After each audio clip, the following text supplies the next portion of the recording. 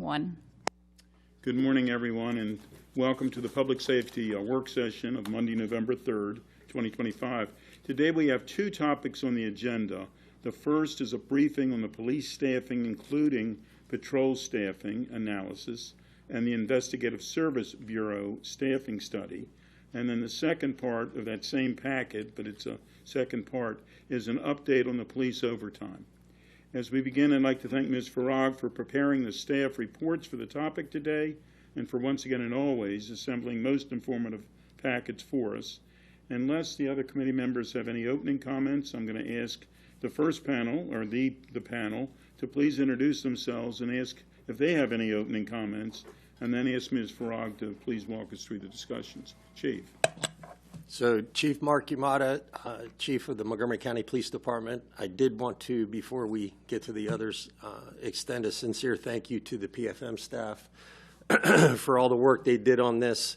I think it's a testament that they're here in person. They certainly didn't have to be, but they've been diligent over the past several months working with the police department to try to make sure that we get this right. I wanted to thank FOP President Lee Holland, working with him, being able to collaborate with him to get buy-in from his members, to get PFM some information that is critical to the report was extremely important. I also wanted to thank Tammy Bulla and Eric Stancliffe from the Policy and Planning Division for their work. They've spent countless hours going over this, making sure the edits are getting done, that the information is as accurate as possible, and without them I probably couldn't have done this or gotten to this point. Thank you. Good morning, Darren Frank, Chief of Patrol, Montgomery County Police.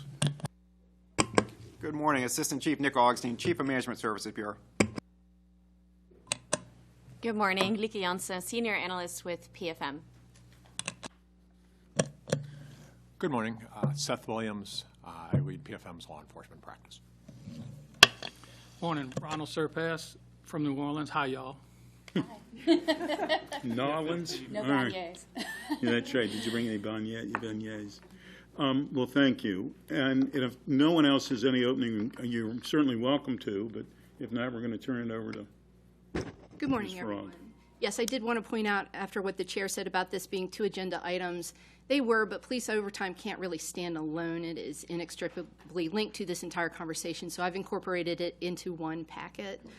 Today, the committee will examine police staffing in depth to gain a fuller picture about how the police department has adapted to and continues to struggle with staffing pressures that began about 5 years ago. And the genesis of today's staffing challenges started in 2020. There was significant social disruption with the pandemic and the murder of George Floyd, and both of these dramatically reshaped the policing landscape nationwide. And obviously, the county was no exception to that.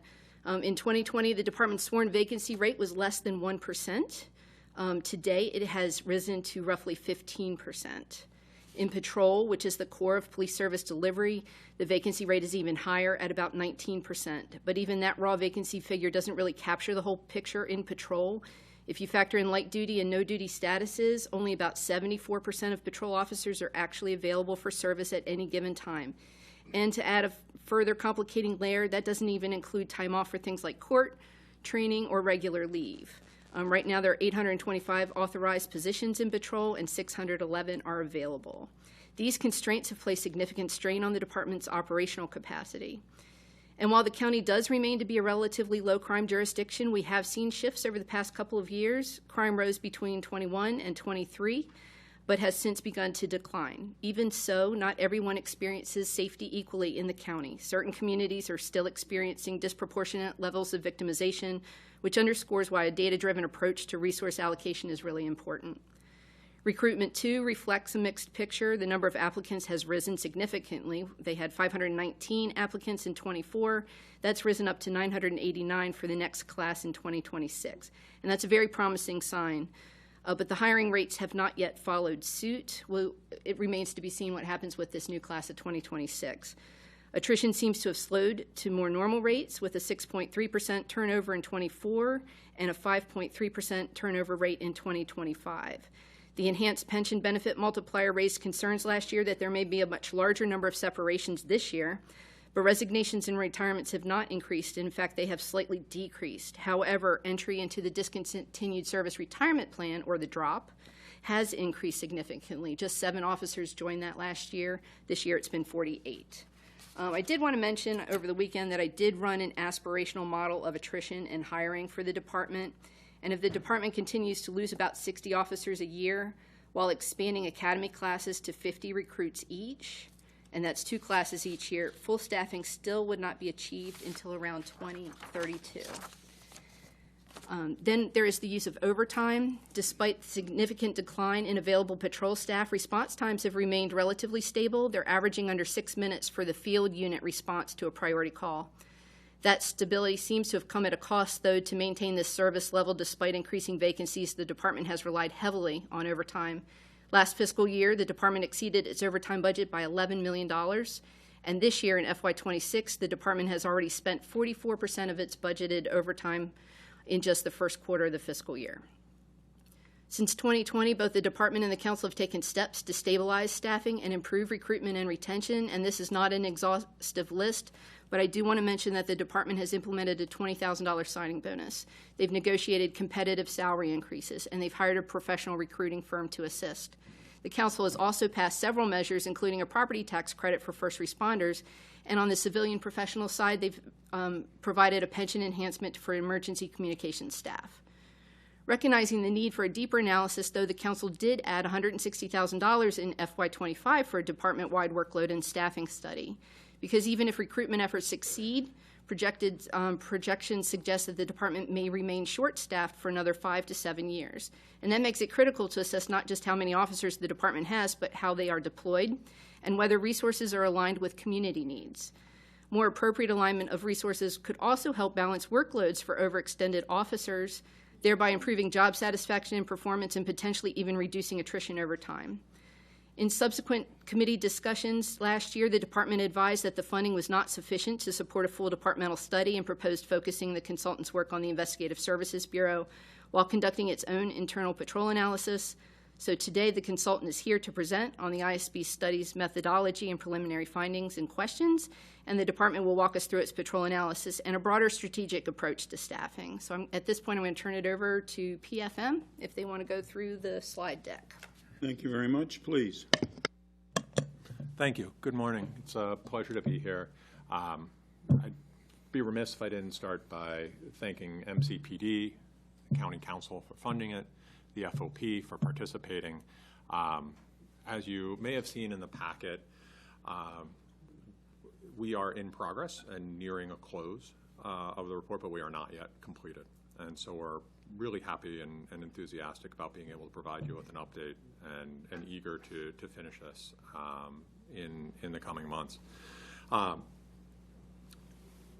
The workload-based staffing that we did for the Investigative Services Bureau is a continuation of the best practice. It's an acknowledged best practice in law enforcement to use workload-based data-driven analyses to figure out and match the workload with the complement of staffing, both sworn and professional. That's a lot easier and a lot more common on the patrol side of the house. Where it's less common, but where the field is going, is on the investigative side of the house. If you think about patrol, the computer-aided dispatch system, the CAD system that the county has, that the police department uses, it's very easy to see Officer X was, a call was received at 9:32 a.m.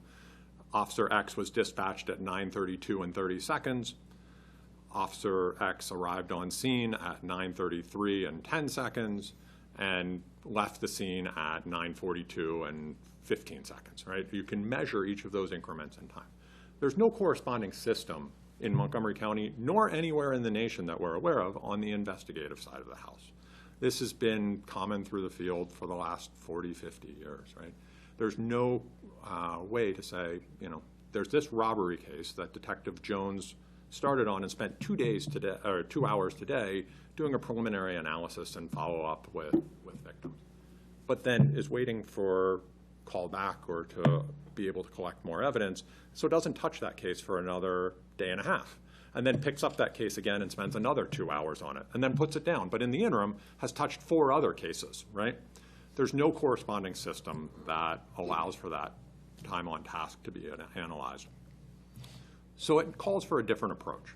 This is where the field's going. This is what we've spent time working on with other jurisdictions, and we're pleased to work with in Montgomery County. What that means, in addition, is not all the time is tracked, but also not everything a detective does is just working a single case, right? There are ancillary duties. For instance, we have a parade going on. Hey, put on your full uniform, we need you on duty today. Or you're doing training, right? Folks are in the field doing different things. As a result, it's important to capture all that time. So what you'll hear about as we walk through is the methodology we use to capture that time so that we can begin to put some data to what historically has been an art rather than a science. And so that's what we're going to walk through today, and we're pleased to have the opportunity to do that with you. Thank you. I did want to point out, and I guess it's Mr. Melancon. Melanson, yep. He's on Zoom. Yes. Correct. He's literally looking over your shoulder. I just want you. As he normally does. Yeah, okay, yeah, good. He's looked over my shoulder for far too long. Good morning. Thank you for letting us be here today. My name is Ronald Surpass. I'm Senior Advisor to PFM. I'm a retired police officer, 34 years in American policing, 4.5 years as the Superintendent of Police in New Orleans, retired, 7 years as the Chief of Police in Nashville, Tennessee, 3 years as the Chief of the Washington State Patrol. These last 11 years, I'm a full-time faculty member, professor of criminology and justice at Loyola University, New Orleans. And what Seth said is so true. This part of policing has been more art than science for many decades, but recently we've really made some tremendous headway in understanding a concept we like to refer to as touch time. And if you think about it, there's only a few things we know from the existing research about investigative practices in America that's been substantially updated. One is about 15 to 20% of any police department, that staff, that budget number is going to be associated with criminal investigative work. About 25% of any police department has about 25% of sworn officers are assigned to the investigative units across the country. The other thing we know is that high-performing police investigative units is driven primarily by close and effective supervision. How many sergeants and lieutenants being supervisors do you have, enforcing good policies, practices, and customs? But my generation of chiefs told councils just like you that greater technology would reduce our FTE count. It would make us more efficient. We were wrong. The new evidence that comes from DNA, from video, from all these different pieces of technology that exist is creating more work for detectives than ever before. And as many of you know, a police department has to turn over everything it has in protection of the constitutional rights of a defendant. All that has to go to a prosecutor. So please bear with me. We were wrong. We need more detectives now than we did 20, 30 years ago. We don't know all the nuances between states and cities and jurisdictions. That's why this on-the-ground work we did here, and thank the FOP Lodge 35 and thank the police department, because we did many different analytics to take a look inside the department. Lika's going to get into a lot of those things. But you should recognize that this is a leadership decision made by the county and the police department to be on the cutting edge of understanding what do we have to know about 25% of your work. And remember this. Remember this, I was a police officer a very long time. Everyone requires, expects, and deserves a prompt 911 call. We just learned, there goes the fire department. They must be going Whenever you to speak, yeah. They got the greatest horns ever, right? I mean, I wish the police had those. But as you heard, you're keeping your response times under 6 minutes, which I think is incredibly important, right? But imagine if you're the victim of a robbery, a burglary, a sex assault, a child sex assault, identity theft. They deserve an investigation. They deserve a competent investigation, and they deserve to be able to bring that forward. What we do know from the experience, we've been doing this around the country. I've been doing staffing and deployment around detectives since 2018. The police department's records management system is not sufficient. The case management system is not sufficient. And to use those systems, you have to have close and effective supervision to ensure the detectives are using those tools so you can quantify this incredibly important work. And Lika's going to walk through a little bit of the methods that we used. Okay, thank you. Good morning. Good morning. Thank you. Could you please pass to slide 4? Thank you. One. Back 4. one, One sorry. back. Yes. Sorry. Thank you. So my colleagues have talked a little bit about the data limitations and how, while it's important for investigations to have robust data, it's not always available. And I'm going to talk to you a little bit about how we resolve a situation like that. So we did receive 4 fiscal years worth of data, case assignments, and the like from e-Justice that is used here at MCPD. And while that was the most robust available data, the department did note that it is not used consistently or uniformly across the various units that were within scope for this analysis. And so it's also important to note that even if RMS were used uniformly and consistently across various units, it still can't capture all of the workload that's happening. And Seth alluded to this earlier. There are, for example, the Special Investigations Division here. There are several units that primarily serve in a support function to other detectives that have the lead on specific cases. And so their work won't show up in RMS because they're not assigned that case in the system. But it is important work to capture, and so our methodology aims to capture that at various levels. There are also instances where detectives create or generate workload by surveillance, research, or sort of being out in the community, right? And so that kind of workload will also typically not show up in RMS because it's driven by an incident report, right? And so our methodology, through the steps that I'll lay out, is attempting to capture all of those hours that go into that from the various components of the department, of the Bureau, I should say, supporting that investigation that's so important. And for the self-generated cases, like the surveillance generates a new lead, right? In those situations, we don't always know how much time the department is currently, or wants its detectives to spend on proactive activities. So we do this in a patrol model where we have sort of a dynamic function in the calculation that allows you to toggle a certain percentage of a detective's time to spend on that proactive work, to go and do the research and go into the community and generate the leads that we know are so important. And so our model, where appropriate, by unit includes that percentage that can be adjusted depending on what the council's policy is or the department's policy. Next slide, please. So as we laid out, there's no real CAD equivalent for investigative functions. So we used the RMS data that was available.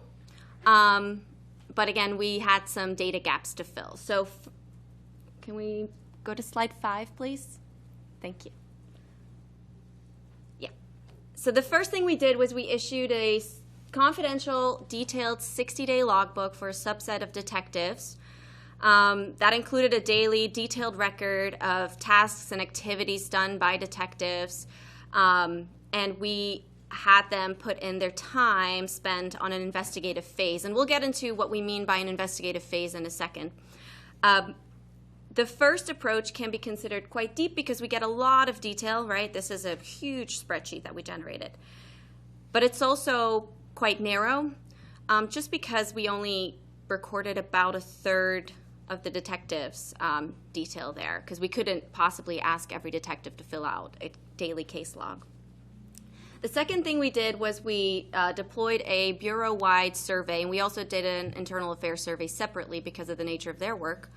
The survey asked detectives, supervisors, and leadership to provide estimates on how much time is generally spent in an average case in a particular phase. And again, we'll talk a little bit more about what we mean by the phase. But essentially, The survey is a little bit more high level. We did include some open-ended questions to provide some more nuance and context that we could then use as we're reviewing all of these quantitative results to add that layer of qualitative detail. Even if it was filled out by every single person that it was sent out to, it would still be relatively high level. And so this is why the third approach was very much necessary. And we did roundtables, interviews with detectives, supervisors, leadership, and civilians when we were on site, as well as some additional meetings virtually. That really allowed us to capture the workload, like the ancillary duties that Seth was talking about, the administrative tasks. They might not be the same for every single unit in the investigative bureau. And so we want to, again, thank everybody for meeting with us, for making the time, for being candid, for the FOP for supporting these three data collection components, because without their support, it would not have been possible to do this. And just to give you a sense of what we did with all of this, there's a little over 200 sworn staff on the roster as of April from the data that we received. And we received 176 survey responses, 55 logbooks, and we met with close to 100 detectives, supervisors, civilians. Again, most of those in person here in the county, but also some after the fact to gain a little bit more context and a dive deeper. And as the chart shows, all of this data is then thrown into a model. There's some quantitative analysis, and then we make some adjustments based on what the sort of open-ended questions provide us. But there's also a subject matter expertise filter that's essentially then added to the model. Our combined experience both in the field and then as consultants and doing this across the country with other departments really allowed us to sort of provide a benchmark against, does this make sense? Do we need to go back? And that formed the basis for us going back and having more conversations to make sure that the data first is accurate and that it also comports with the experience of the detectives and leadership on the ground. I think I'll pass it to Eric now.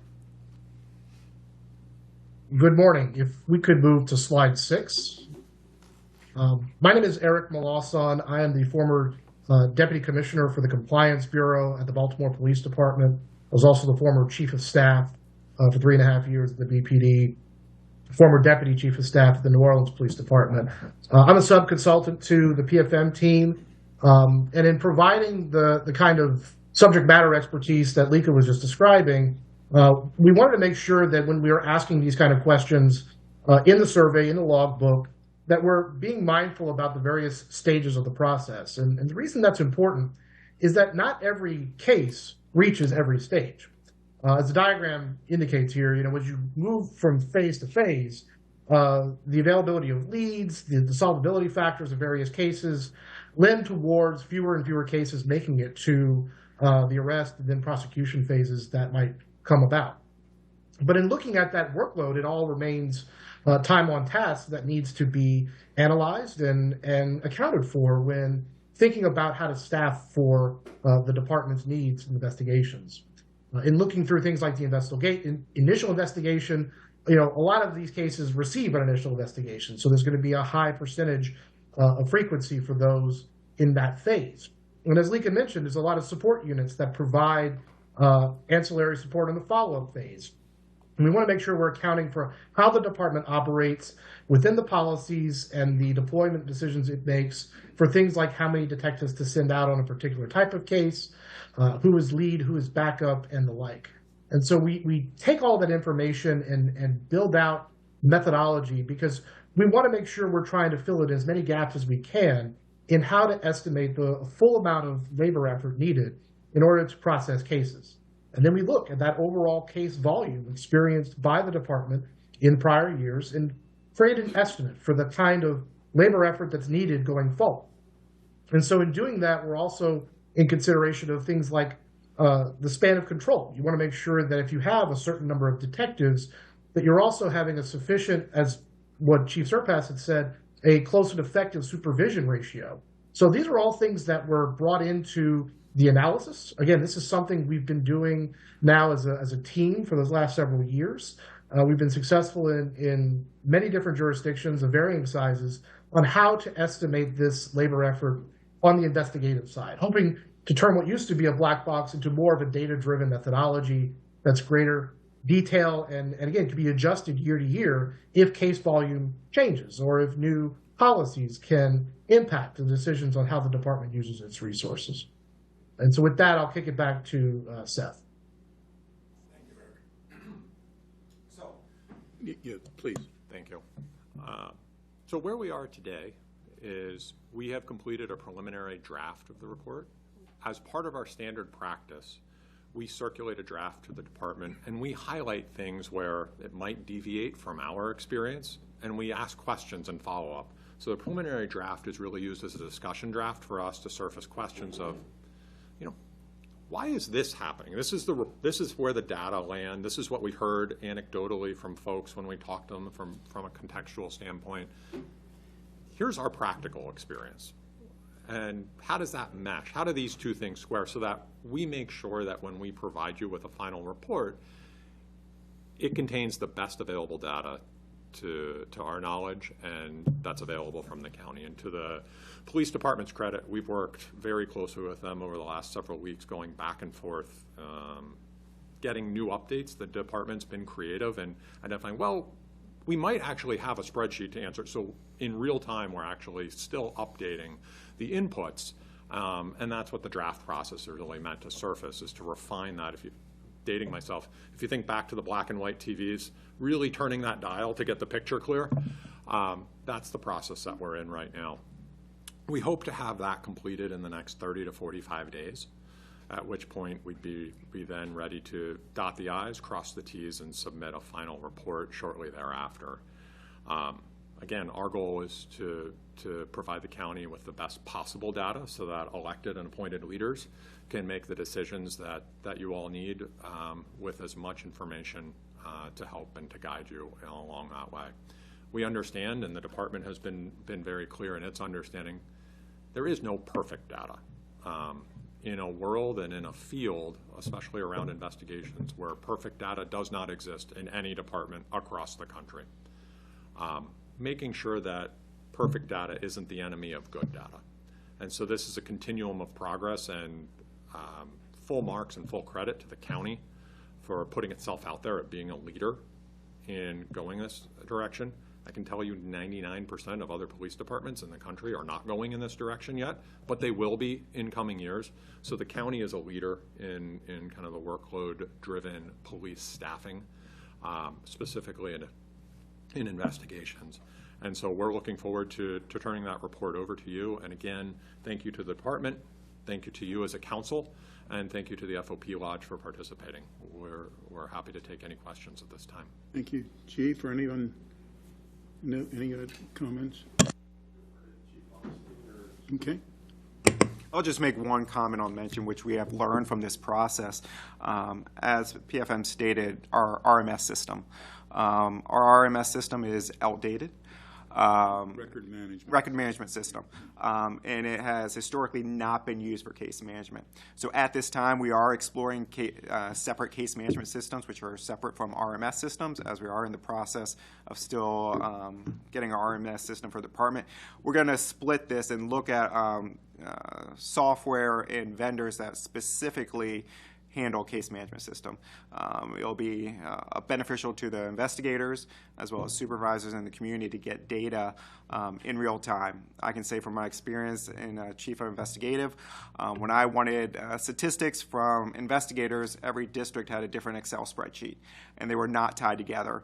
And we are moving forward with technology, and we need to put our resources with technology and case management so we can have that data available to make educated decisions on the department. Okay. Well, first off, again, thank you for doing all of this and for being here. You know, I realize, all of us realize, I think that the challenges that we're facing is not unique to Montgomery County, but what is unique is that we need to figure out how to solve it. We need to figure out how to solve it for Montgomery County. And so I guess, and I understand that we're supposed to have an update on the progress for the Investigative Service Bureau staffing study sometime in January. Is that right, Ms. Frog? They just said that they could have a final report in 30 to 45 days, so that is an option for the committee to bring back and get a get a presentation on the final report in late January, possibly early February. And that would be what we should be doing, I think. Once you get past the draft, you've given the final report, are there recommendations in there? How does this work? So, fantastic question.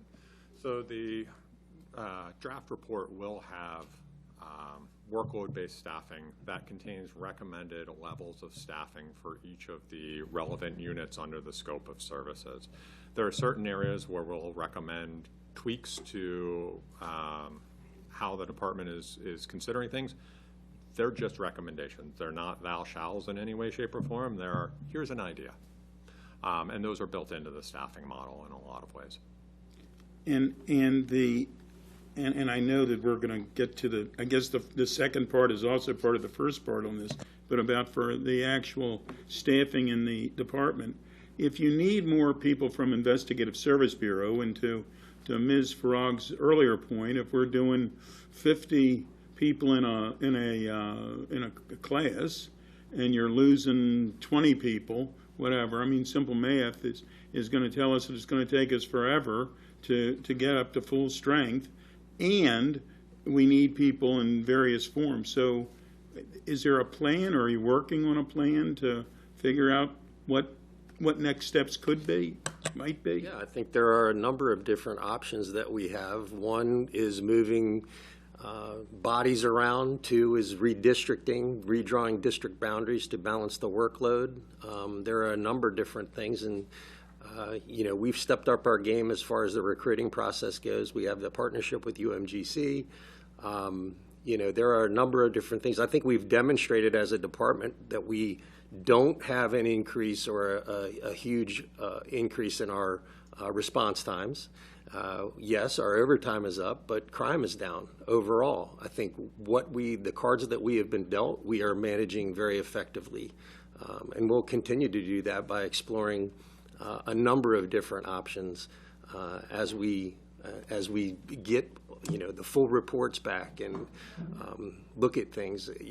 We have to keep in mind too, crime is cyclical. So if you make a knee-jerk reaction and say, well, I don't need an auto theft unit, or I don't need a gang unit, well, today that might hold true. Crime tends to go up and down based on whether we have students in school or not. There are a number of different factors that go back and forth that we will need to be flexible with in conducting an analysis on how to deploy resources and where we're getting them from. Well, and to your point earlier about the technology, and everyone, I guess, was hoping that technology was going to be, this godsend, and of course, in many ways it is, and in many ways it's not.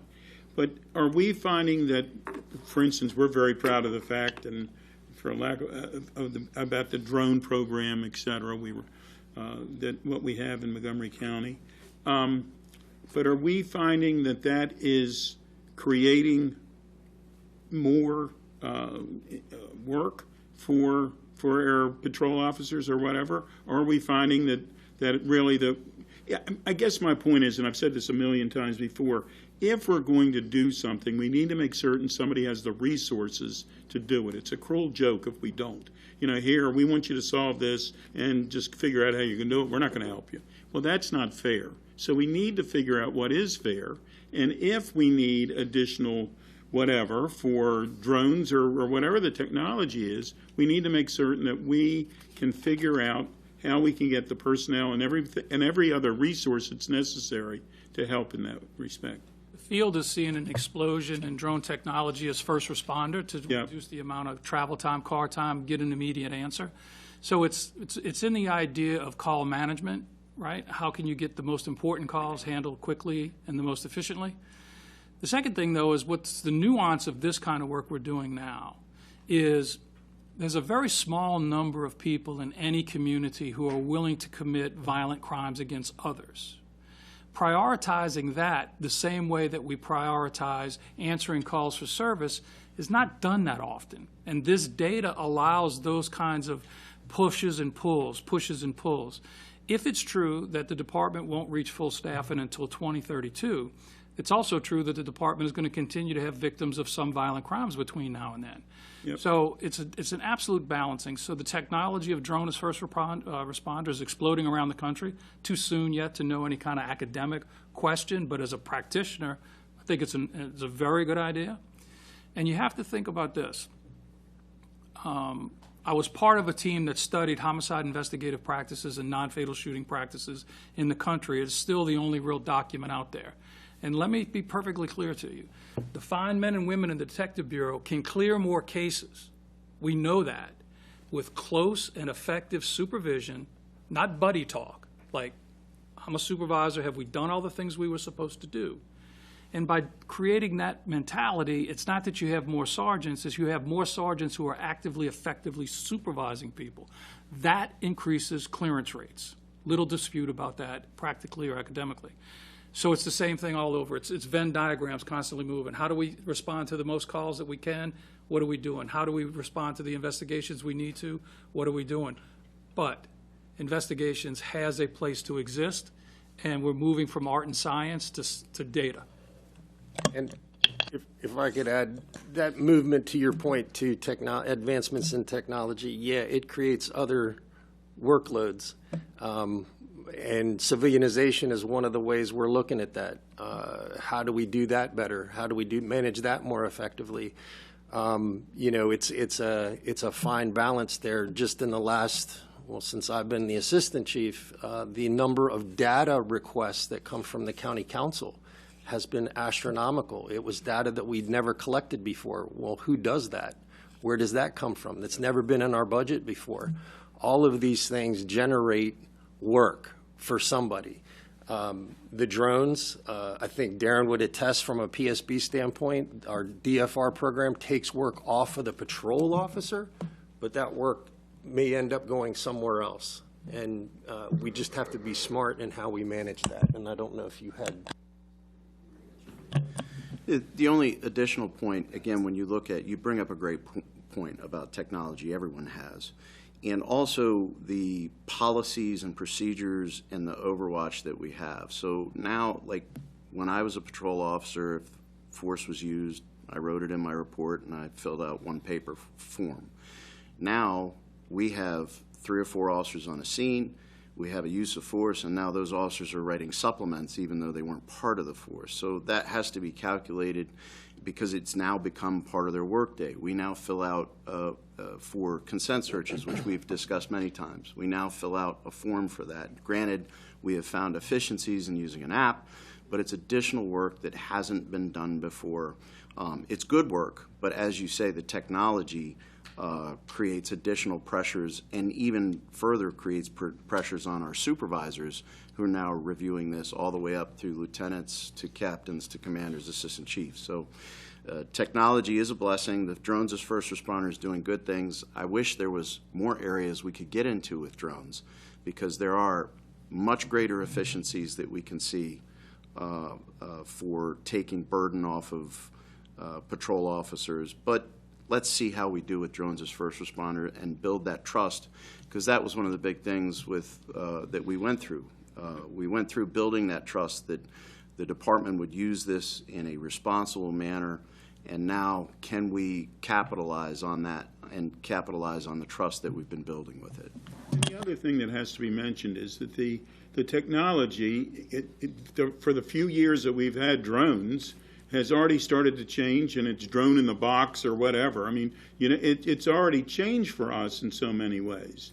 So, and it's not going to stop. It's going to be, which is a good thing. And with that, for the moment, I'll turn it over to my colleagues, please.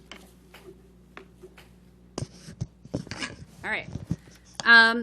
Could you tell me, when did the ISB study begin? When did you commence that work? It was late last year. I'd be straining. It really started in earnest this year. Okay. But nominally started at the end of last year. But so it would be fair to say the procurement for your services for this would have been completed in fall or late fall of 2024? Without the records in front of me, but best of my recollection. Thanks. If someone could let us know, that would be great. Yeah. So I totally get what you all are saying about not having a great ability to track time on task because it's not the same as the CAD where it's, and I'm back in service and I'm, and like I'm an attorney by background, so I'm going to put that out there because you don't know me. You just met me today. But, I've worked in the billing my life in 6-minute increments aspect of the job, and I've also been on the other side of the fence where I didn't have to do that. It did not change how I did my work. I was the same lawyer and providing the same services, but sometimes I had to track it, sometimes I did not. And, not gonna lie, I preferred the not having to live my life in 6-minute increments aspect of things because I rather would focus on the work and not on the paperwork. But I think that what have you learned from doing the analysis thus far with related to our Investigative Services Bureau that's translatable either to other divisions within the Montgomery County Police Department or for other ISB divisions across the country that you may be doing work with? I'll start. Well, at the high level, I'm glad you outed yourself. I did. My daughter's an attorney, and she was a prosecutor for 7 years, and now she's in civil defense. Here's the analogy. Policing, until very recently, did not account for detective functions in the ways that lawyers account for their time, the way doctors account for their time, the way engineers account for their time. And that might have been my generation's fault. Maybe we should have been more on the leading edge of recognizing that time counting is not, you have to do it, right? So as an example, the first time we did this in Puerto Rico in 2018, we looked at over 693 murders. We took a very random, well-defined sample, and I can tell you from that work that it was about 270 hours of lead time detective work. That's 6-minute increment kind of thinking. Then we went to the Puerto Rican government and said, this is how many detectives you probably want in this field. We're doing that here, and we do that around the country. And I know that both of my son-in-laws are detectives, and they hate when I say this. But we have to move to that level of analysis of the value of detective work because victims deserve an investigation when they've been burglarized, when they've been robbed, when they've been murdered. And we make those arguments in front of organizations like yours, not with myth and superstition like we used to.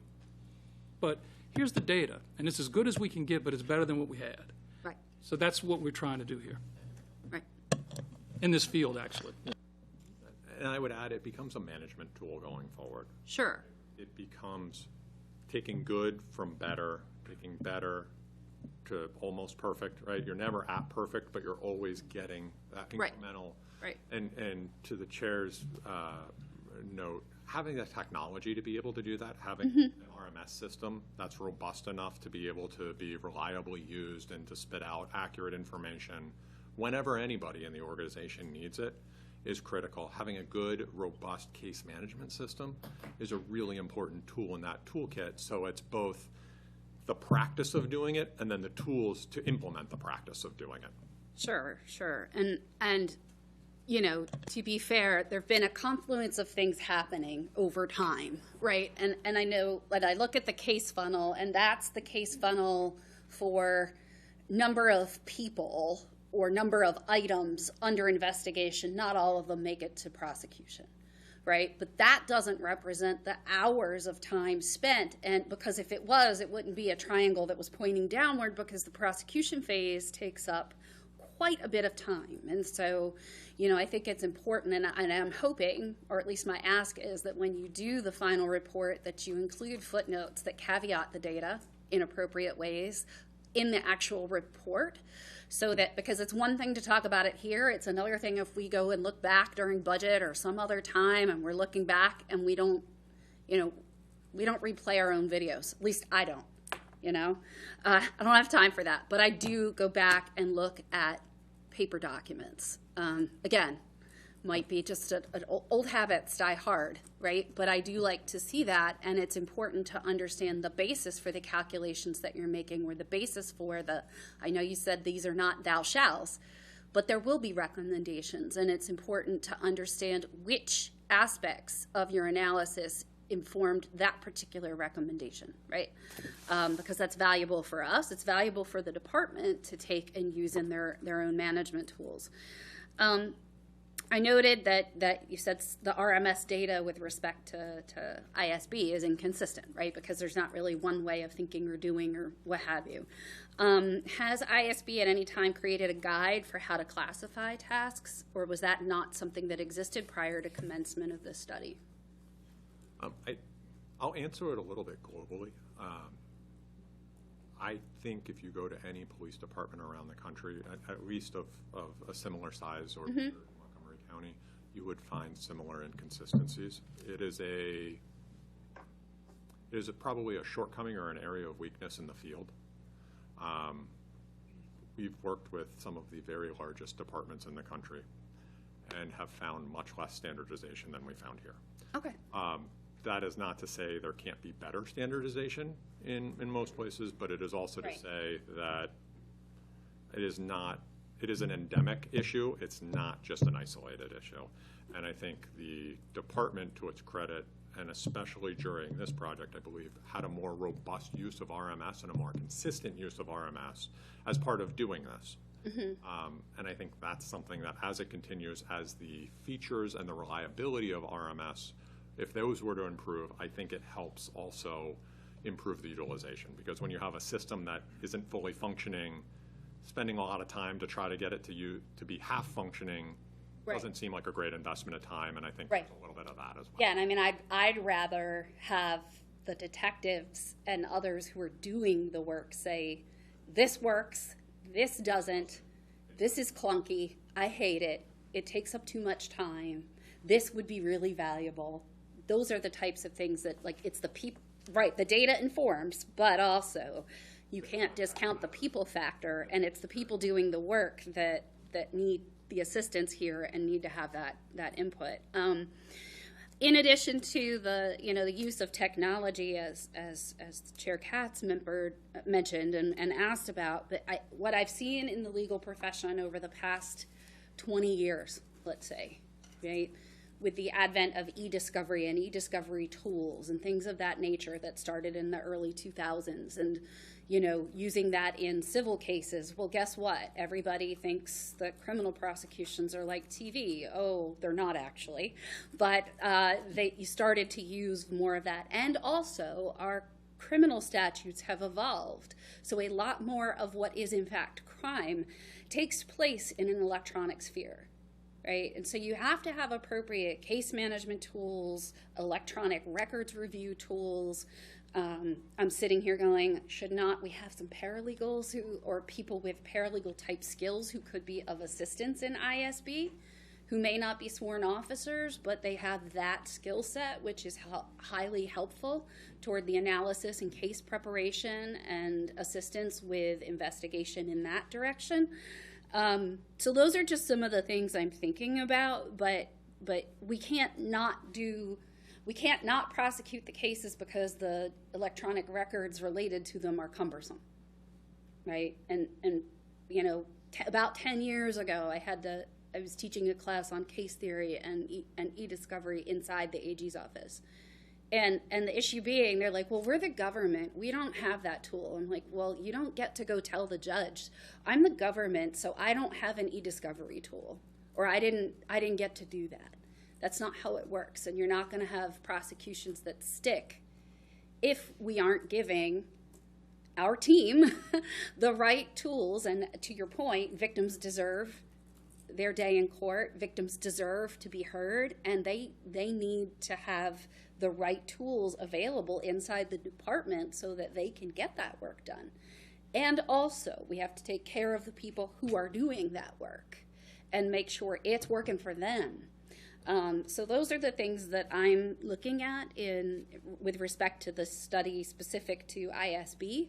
But I think moving forward, we probably need to have some kind of standard or guide document or guidebook for the use protocol for the case management system and sort of the expectations with respect to it and respect to the RSM tool, whatever it is in the future that may be better, because the one we have doesn't quite cut it, and use that going forward across the department so that all divisions are experiencing use of these tools equally. Thank you. Councilmember Mink. Good morning.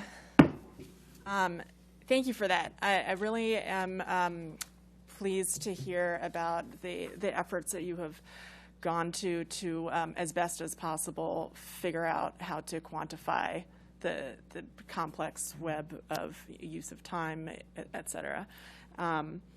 It ultimately will make the data a lot more useful, a lot more applicable, and so that helps us. On the other side, connecting it to recommendations, right at the end, the question that all of us have is what drives down the crime rate, right? And yeah, as part of that is what drives up the clearance rate. Not exactly the same, but obviously closely related. But we're all trying to get the crime rate to continue going down, to increase its speed going down, and so on.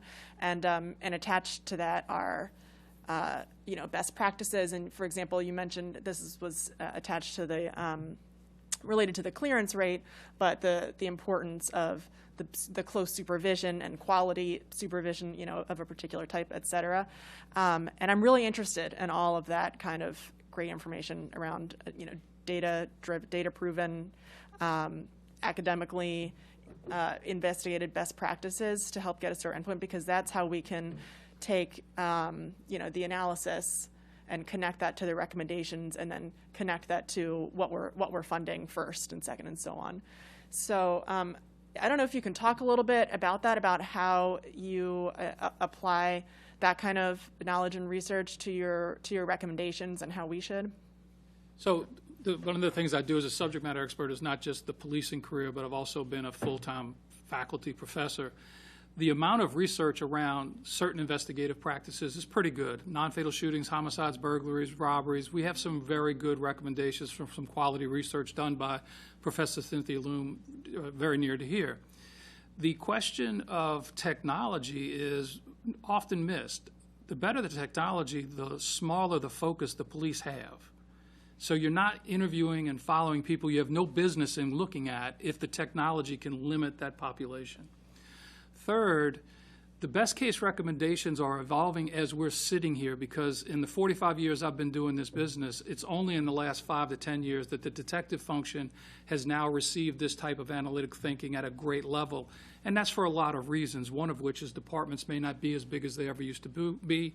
Questions have to be driven on what are we going to get done. Best practice recommendations on solvability. There's some good stuff out there that we always provide for folks to take a look at. But I'm going to come back to the same point. When we looked at the 10 largest cities in America and looked at their fatal investigative shootings and their non-fatal investigative shootings, no matter what qualifications, no matter what was going on in the community, the departments that had very strong, close, and effective supervision, the departments that had the capacity to have actionable intelligence given to the detective by these new technologies. You're going to find this fascinating. There's a technology today that can take up to 500 different downloads from telephones and put it into one analysis. Now, if you give these wonderful detectives a spreadsheet with 500, what are they going to do with that? So that's the change that's happening in the detective function just in the last 5 or 10 years. So your department is cutting and doing all that they can, but we'll hopefully give them some ideas about what others are doing, which I'm sure they already know. But what you should be thinking about perhaps as political leaders, technology reduces the people who have to be confronted by the police. Technology has to be turned over to the defendant.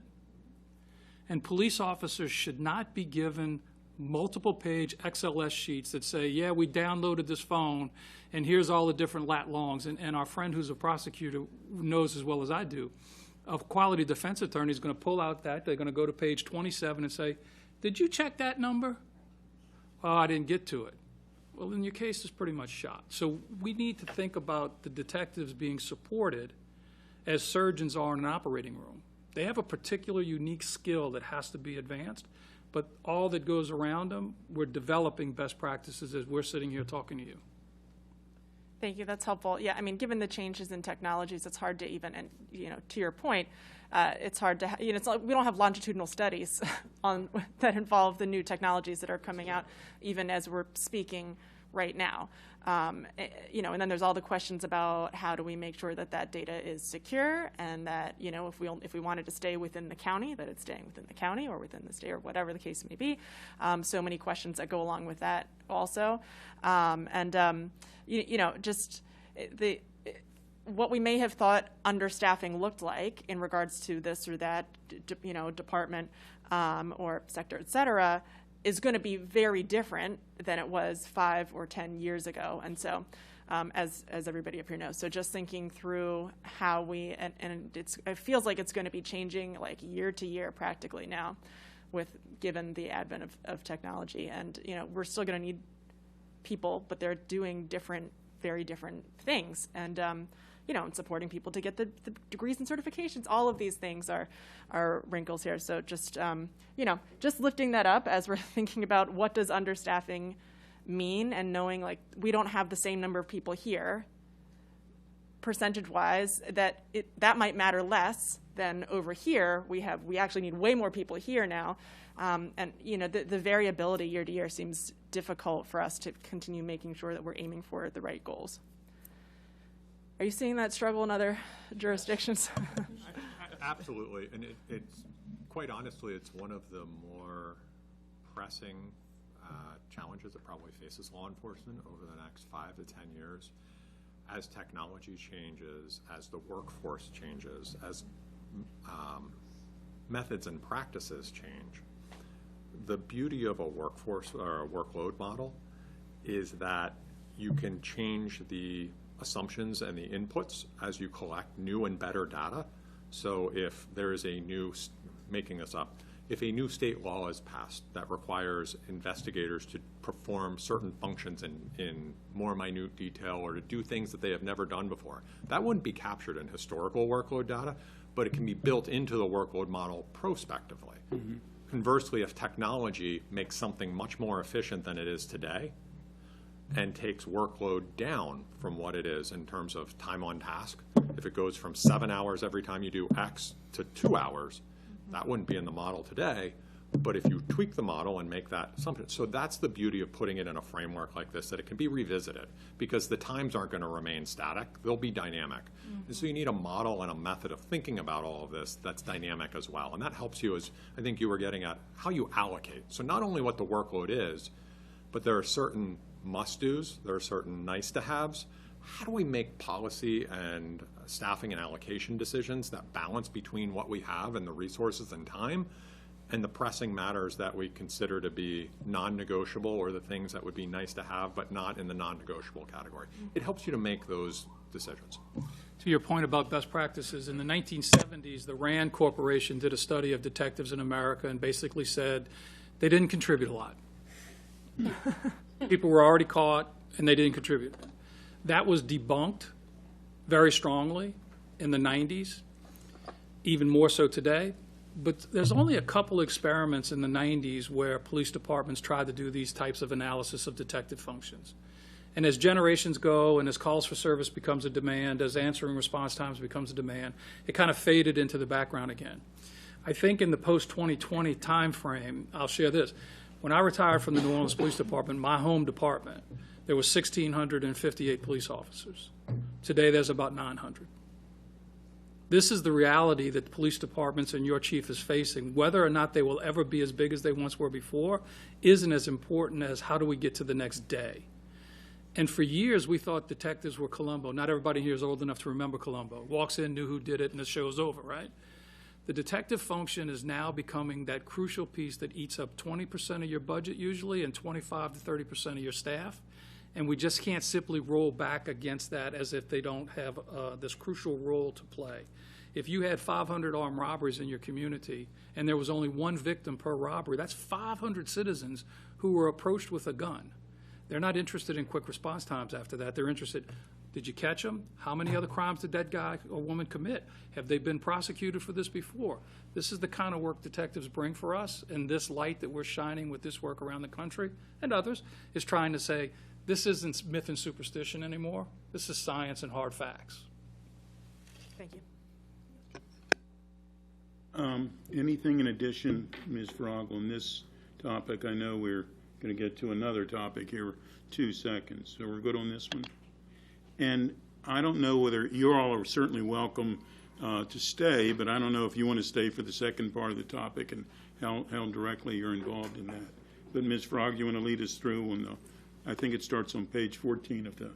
Actually, I was just going to turn it over to Assistant Chief Frank to go through the patrol. Okay. Didn't take her long, did it? Oh, good morning. Good morning.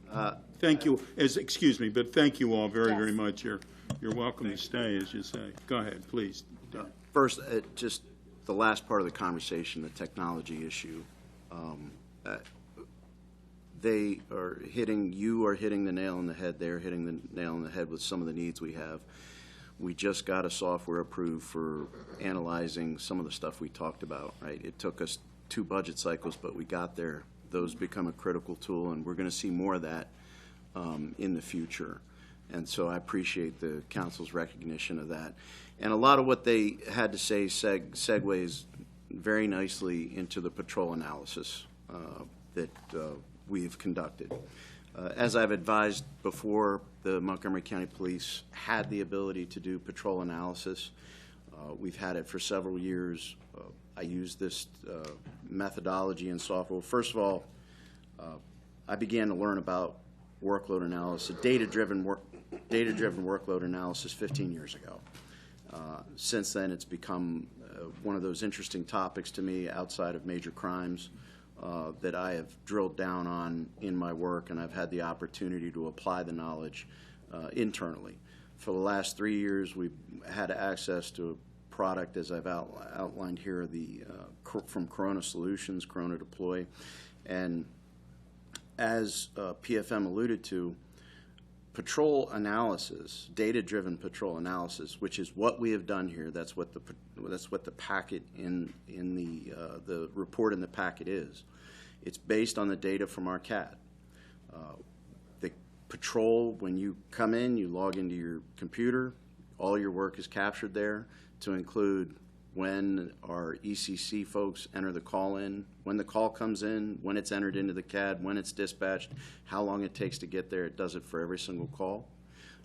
It does it for, and it also collects data on the other work that officers do, whether or not they take time to write the report on the air.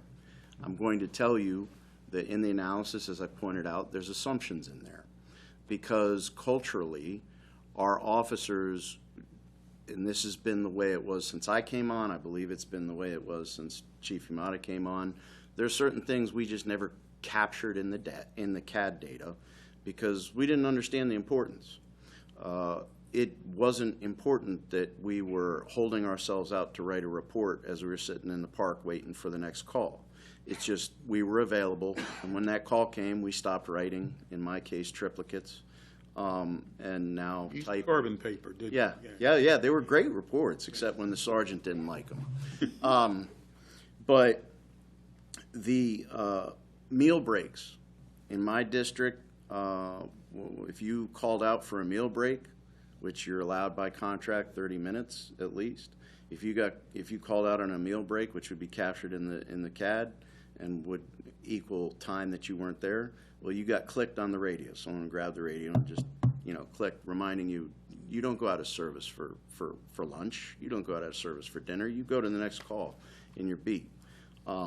That's the dedicated men and women of this department. And I want to say, I do want to acknowledge the commanders, the command staff, the sergeants, the police officers behind us today, because they have kept this department moving. They're the ones that are responsible for response times that are staying below national averages and allowing us to close cases at a rate that other departments could only hope to see. It is their hard work, it is their overtime hours, it is their normal hours that are getting the job done for this community, and I'm grateful to them. So back on point, there's data in there that we don't have that we made assumptions looking at. Again, I go back to, I know that every officer gets 30 minutes. I have to account that they're not going to be available. They shouldn't be available. They should be allowed to eat when you talk about wellness, right? Or they're working out in that 30-minute time frame, whatever that may be. I also know there's report writing that is not accounted for in the CAD data right now. So we can make, by looking at the amount of reports, all the different reports you have to write, we make assumptions on how long it takes. What we do know from the CAD data is exactly how many reports need a report written. I'm sorry, how many calls for service need a report written? And based off that, we can make assumptions. Also, staffing factor, we've been able to calculate that, which goes into the formula for determining our needs. So all of those were looked at. We use, all of our data goes into this Corona Deploy cloud solution and is analyzed. In this particular study, we went back 2 years, the previous 2 years of analysis, although we have 5 years of analysis. The greater amount of data, and this is one of the things and why it's so important to talk about what we did with the investigative services, because having the breadth that they were able to look at there is critically important. For us, for patrol, we've got, again, years of data that we can look at. In this case, we looked at 2 years of data, and it looked at all the things that PFM indicated and all the things that I know from my training and analysis and also working with the fine people of Corona, looking at how many people went to specific calls. I'm going to tell you, and also the culture of our organization. There are agencies out there where only one officer will go to a burglary call, or an alarm call, and we don't do that. We have a history here in Montgomery County where officers were killed in the line of duty because of that practice, and we don't do that. So looking at the data in the CAD allows us to understand how we handle these things and how many officers it takes, how long they're on scene for. All kinds of terrific information there. It's not perfect, and we are going to work on that going forward, but it allows us to do a couple things. And as the report outlines, first, there's some basic things I want to go over. Again, Chief Yamada has said this. I've said it for many, many years now. The beginning premise is that we are understaffed. We have 1.17 officers per 1,000 residents. Now, I do point out that's not a good way to do workload analysis, because if you, as you look at the report, the average in the state of Maryland is 3.34 per 1,000 residents. So that's adding in Baltimore City and all the way down to smaller jurisdictions, our municipalities and so forth. You know, a good comparison, we like to talk about comparison others. So you have PG County, Prince George's County, I apologize, and Fairfax County just across the river. And when you look at their numbers, it's not as big as a Baltimore number, but just for perspective, Prince George's County has under 1 million residents. They have 2,100 police employees, 1,800 of them are sworn. So that puts them at 2.17. Now, for their UCR events, homicide, robbery, and burglary, which are arguably the big three, there are others too, but they're the main drivers of workload. They have 2,693 events for 2024, right? So Fairfax County, they have 1.16 million residents. They have 1,495 sworn police officers, so that brings them out to 1.2. But they only have 907 events when we talk about homicide, robbery, and burglary for 2024. Montgomery County, as I said, 1.17. For 2024, in the homicide, robbery, burglary, we had 1,748 events. Now, I would love to get to 1,495 sworn officers. That'd be fantastic. Would really like to get to 1,800, but there's other competing interests, so we have to find the way to best do it, to best apply all the things we've been talking about this morning. Supervision, technology, what calls we handle. That's another complicated thing, and Chief Yamada's talked about this, the PFM folks. You know, what do you go to? Our residents have an expectation that the police will come. I will tell you, I was riding around Saturday morning. I heard a call go out at 7:35 because the band was playing too loud over at Magruder in violation of quiet hours. We get those calls. We have to figure out how to navigate that. That takes an ECC dispatcher to deal with that. And then also, depending on the supervisor's decision on how to handle that, you know, they either send officers or don't. In this case, the supervisor made a great decision. He didn't send officers. You know why? It was Magruder's playoff game for flag football, and the band was getting everyone revved up. It's one of those things that people don't see behind the scenes. They don't see what our officers go through. It's something that these folks behind me deal with every day, and really have found an effective way to deal with an unprecedented staffing crisis in Montgomery County, while also keeping service levels very consistent. At a cost, though, the overtime, as we've already discussed. So in the packet, there's a snapshot of our current staffing and patrol. There's also a snapshot of our minimums. Let me talk about minimum staffing right now. So we're able to run workflows in Corona Deploy that say, based on workload, this is how many people you need to have to ensure that there's always one officer available to break away and respond to a priority 0, priority 1 call, lights and sirens. So what we've done is we ran the workload, but then we talked with these commanders. Understanding officer safety, understanding the size of your district, right? Because there's a geography we have to cover. I'll give you an example. There are a lot of areas that are just big houses spread out and not a lot of call volume. But if something bad happens, we still need to get there. So how do we get there, and how do we be effective?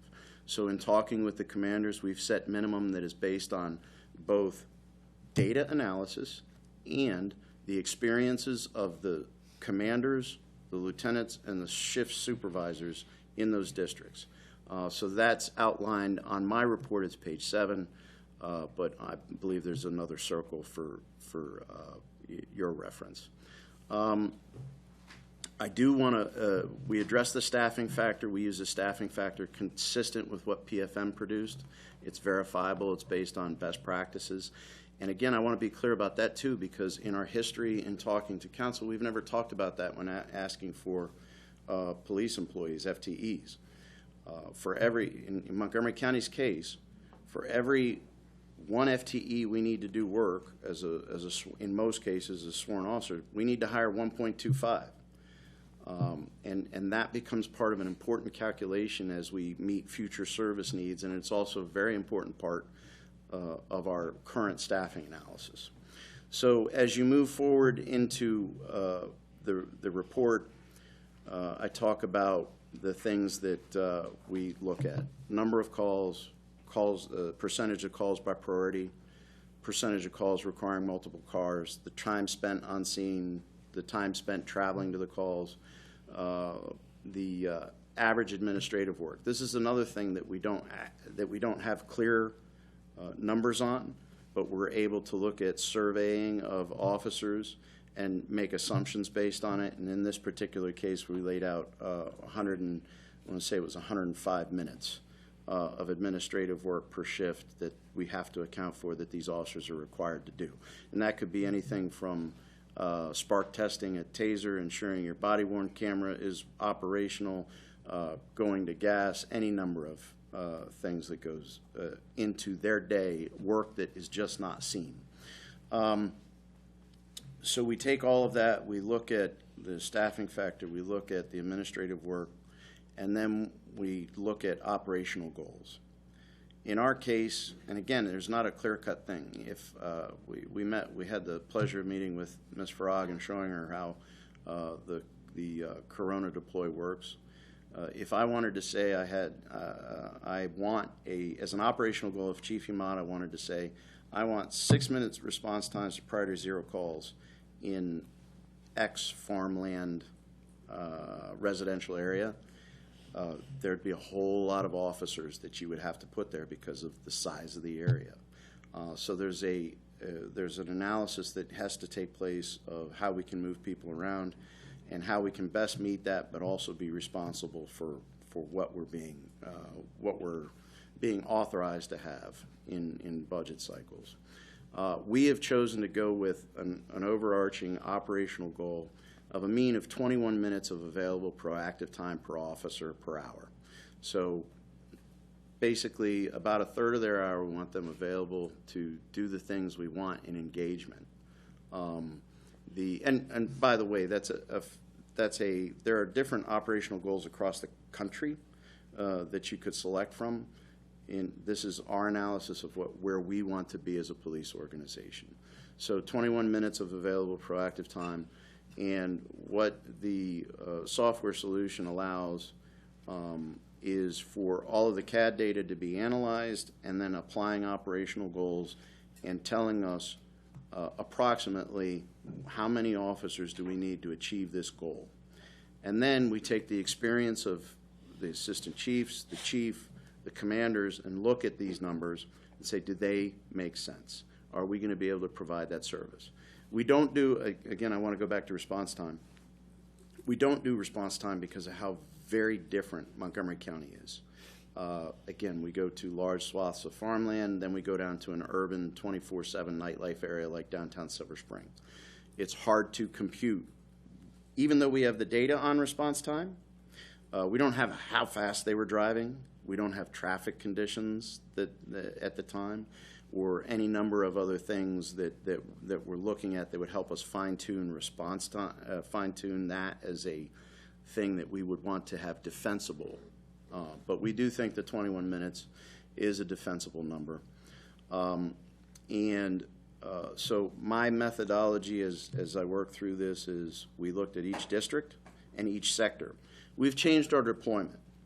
For years, we had two different deployments, at least. We had a geographic deployment with 3 sectors and a sergeant and officers in each of those sectors. And then we had traditional deployments where you had 1 sergeant and a whole bunch of officers, like when I came on. So one of the things that Chief Yamada directed is that we get to a standardized deployment. So we've gone to a deployment that's a mix of what we've seen as best practice, which is this geo-traditional deployment where for each sector, each district now has 2 sectors. And for each sector, we have a sergeant. And in this, as this report goes, we're suggesting we need to get to a sergeant, a master police officer, and then police officers. So that is where we've already made that move. We have already redistricted internally, or as Chief Yamada alluded to, we're looking at other ways to redistrict. But the workload within those buckets are the same. So I looked through each district by sector, applied our operational goal, and in the packet that you have, it outlines how many officers, if we were ideally staffed, we would need. Now, what this means for us, I apologize, and I want to go back to one thing that's important to recognize, and the difference between doing this 15 years ago and now doing this in 2025. We now have tax duplication with our municipal partners. It used to be that the Montgomery County Police was responsible for all police activity within those jurisdictions, but obviously we all know what great partners we have in Tacoma Park, Gaithersburg City, Gaithersburg Police Department, Rockville City, Chevy Chase. And so now that they are providing the majority of resources and answering the majority of calls, we now have to plan for how to redistribute our officers. So that's, I would tell you, if we ran this report 10 years ago, we would probably be asking for 150, 160 officers, but because of our change in practice, we will reallocate resources as we have already done based on the great work that our municipal partners are doing. But in this report, we outline the case for having an additional lieutenant, 5 sergeants, 49 master police officers, 20 patrol officers, and 28 support officers. And I can go into more detail about the support officers. And the support officers, they're still patrol services officers, but they're on our SAT teams. They're on our district community action teams, which are incredible tools for us to address community problems. At any time, I'll give you, we have had 2 different very serious pursuits in the last month. One was a verified kidnapping. The other was of a subject who murdered his domestic partner. And our patrol officers immediately found them, and immediately located them. And because they were able to latch onto them, and we had resources like district community action teams and special assignment teams, which are our plainclothes officers, we were able to engage in operations that took these very dangerous people into custody. Now, that's at the high end of what they do. But as a commander, and as a commander in the 1st District and the 3rd District, having a district community action team that I can put towards a community problem, whether it be just going into neighborhoods and making people feel safer by getting out of our car and walking around, or if it's an enforcement action, if we have a serious set of robberies that we need to have an operation to deal with that problem. They're incredible tools for our commanders, for our patrol officers. So those support officers, the title doesn't really give them the due that's needed for them, but they're incredibly important to how we get the job done nowadays. I apologize, I rambled a lot with the methodology. A lot of thought has gone into this and where we want to go as a department, and I'm free to take any questions. First, thank you. I am confused about the 21, would you say 21 minutes of every hour? Is that what it, can you explain it more succinctly? Sure. So so we have all the CAD data, and so we want to see what kind of staffing would it take that on any particular day, any particular hour, an officer should have 21 minutes available to them of proactive time, where they can go out and engage the community, where they can go out and do more traffic stops. Let me interrupt. So that Please. they're still working. Yes, sir. They're patrolling or whatever. They park their car. Yes. And they go out and walk around. So, Potentially. because I thought the way you were saying it, it was like 21 minutes out of an hour is what they were working, and that's not correct. No, not correct. Okay. Normally, what we've seen when you combine, as you do the workload analysis, as you do the workflow, what we're seeing is our projection allows us to get anywhere between 21 and 35 minutes an hour where officers can be engaged, have the capability to be engaged in proactive activities where their time is otherwise not occupied, if staffed in this manner with all of these additional officers. What we're seeing now is we're having much less time, a lot less time available to officers. We're running from calls to call. Sure. Now, that's not to say that on a Sunday morning, a Sunday afternoon, or a particular odd day, you have quiet spells, and that becomes the trick of it, right? There are some patterns that we see, but a lot of it is unpredictable. Not a lot of it. Some of it is unpredictable. And so what you try and do is you try and take these blocks of hours and average them out over the course of a workday, and that's what the software allows us to do. So, yes. Now, you were talking about the reducing the sectors from 3 to 2. And as an example for our busiest, Silver Spring and Wheaton and I guess Germantown is certainly trying its best. Has that impacted supervision? And have you, does it mean more sergeants, less sergeants? How does that work? So we've redistributed the sergeants, and we're in the process of redistributing the sergeants. So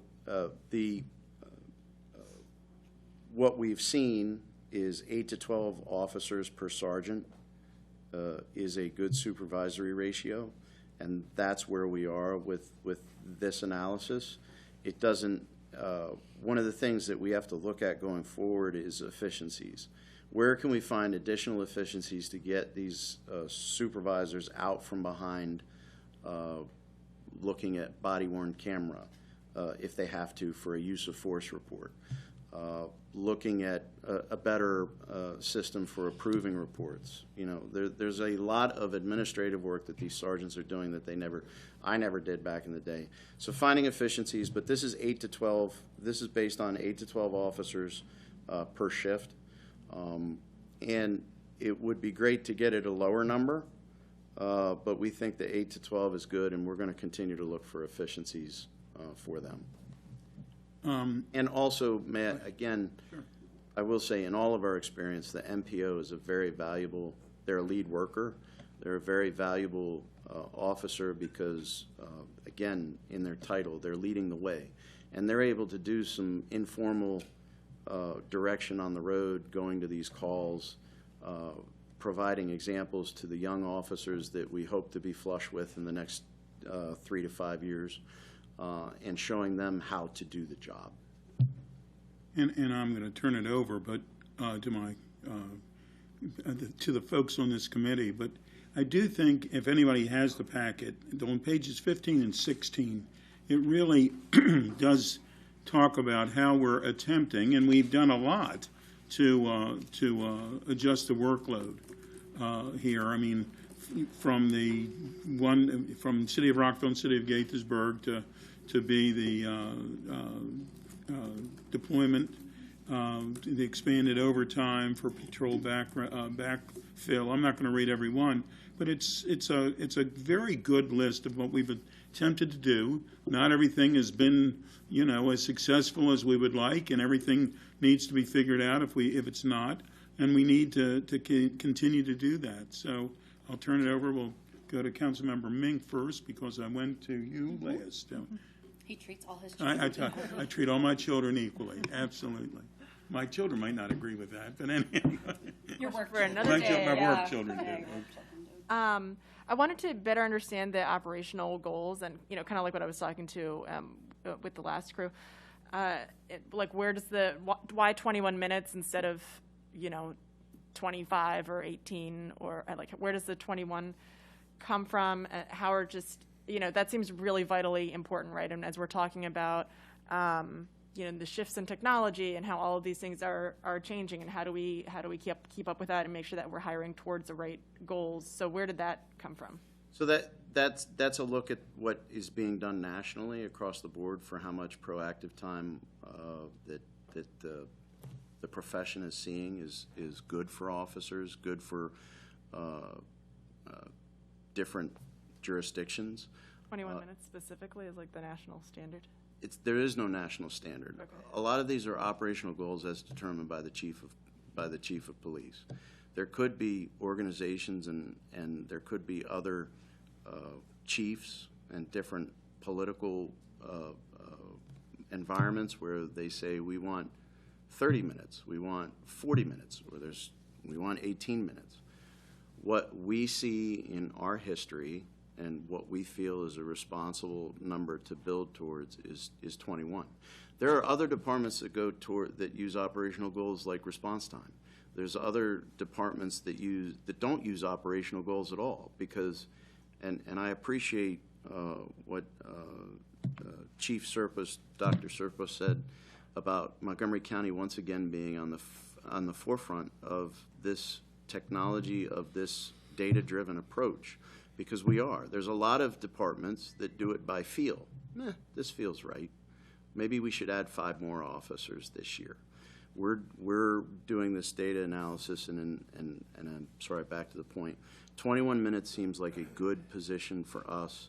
And then one of the nice things about our ability to have this application is, as we add officers, we can run workflows again. Does this continue to make sense? And as we're looking at the different operational achievements we have, are we building towards something that still makes sense? I run workflows now every time the rookies graduate the academy because I want to know where they should go. It's been rather easy right now because we have such a deficit in a couple districts. But as we fill up with more officers, we'll continue to run workflows and say, okay, based on this year's work, and again, as the chief referenced, things are cyclical. This is a historic downturn right now in crime. I would love to see the scholarly work on this 5 years from now when they analyze where this came from, because there was no substantial change in law enforcement activity, or there was no genie that we left out of the bottle that all of a sudden would lead to the decreases that we are seeing across the nation. What we have to be prepared for, as the chief alluded to, is being able to continue to provide service if it goes up, and then also looking at, in 3 years from now, is this sustained?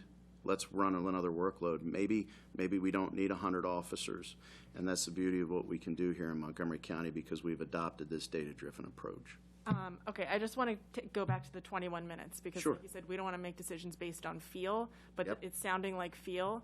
And so please correct me if I'm right. It just seems like really important. We're talking about a pretty large chunk of an hour. And just what is the data that's and 21 is a very specific number, but I'd be asking the question anyway. Like, how do we know that it shouldn't be 30 minutes or 10 minutes? And because the calculations then about how much staffing we would need to get to this goal would be very different, right? So Higher number, the more officers, the lower number. Yeah, that's right. So why are we? I guess, where are we at right now? Where have we been historically? Like, why? I'm still very confused as to where 21 is coming from, and how are we going to know if, for example, if technology, if the DFR program, if that is that going to make that number go up, go down? Like what? The operational goal can change at the discretion of the chief. Right, but based on recommendations from IACP, based on recommendations from PERF, based on recommendations from major cities' chiefs. There is no set standard. There is no set, you will have 35. Is there any data that we are using to come up with the 21? Why is this 21 instead of 20? I'm sorry, I'm struggling to understand. Please help me. So we're applying our experience as police professionals to finding a operational goal that makes sense for our department, that allows us to meet what we want to accomplish. Again, there's not a set number.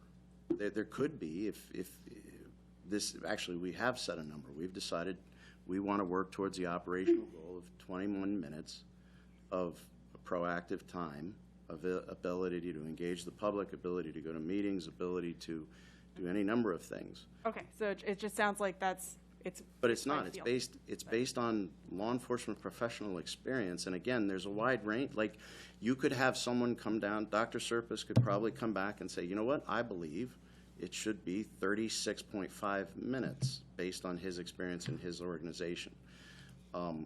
There is no set number. There's only recommendations, and we have built off of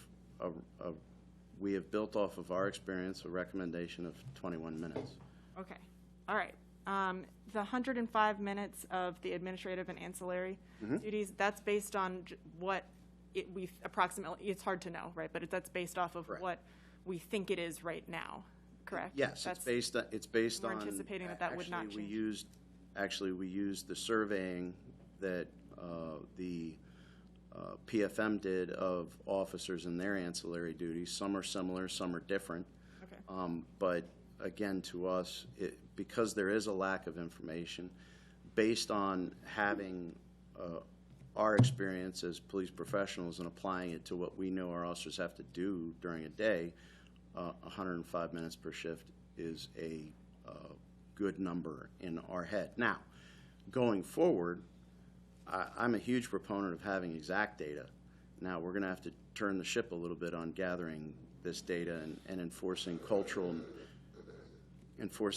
norms that collects that data more often, and having officers punch in on the CAD when they're going to lunch, have officers punch in when they're writing reports.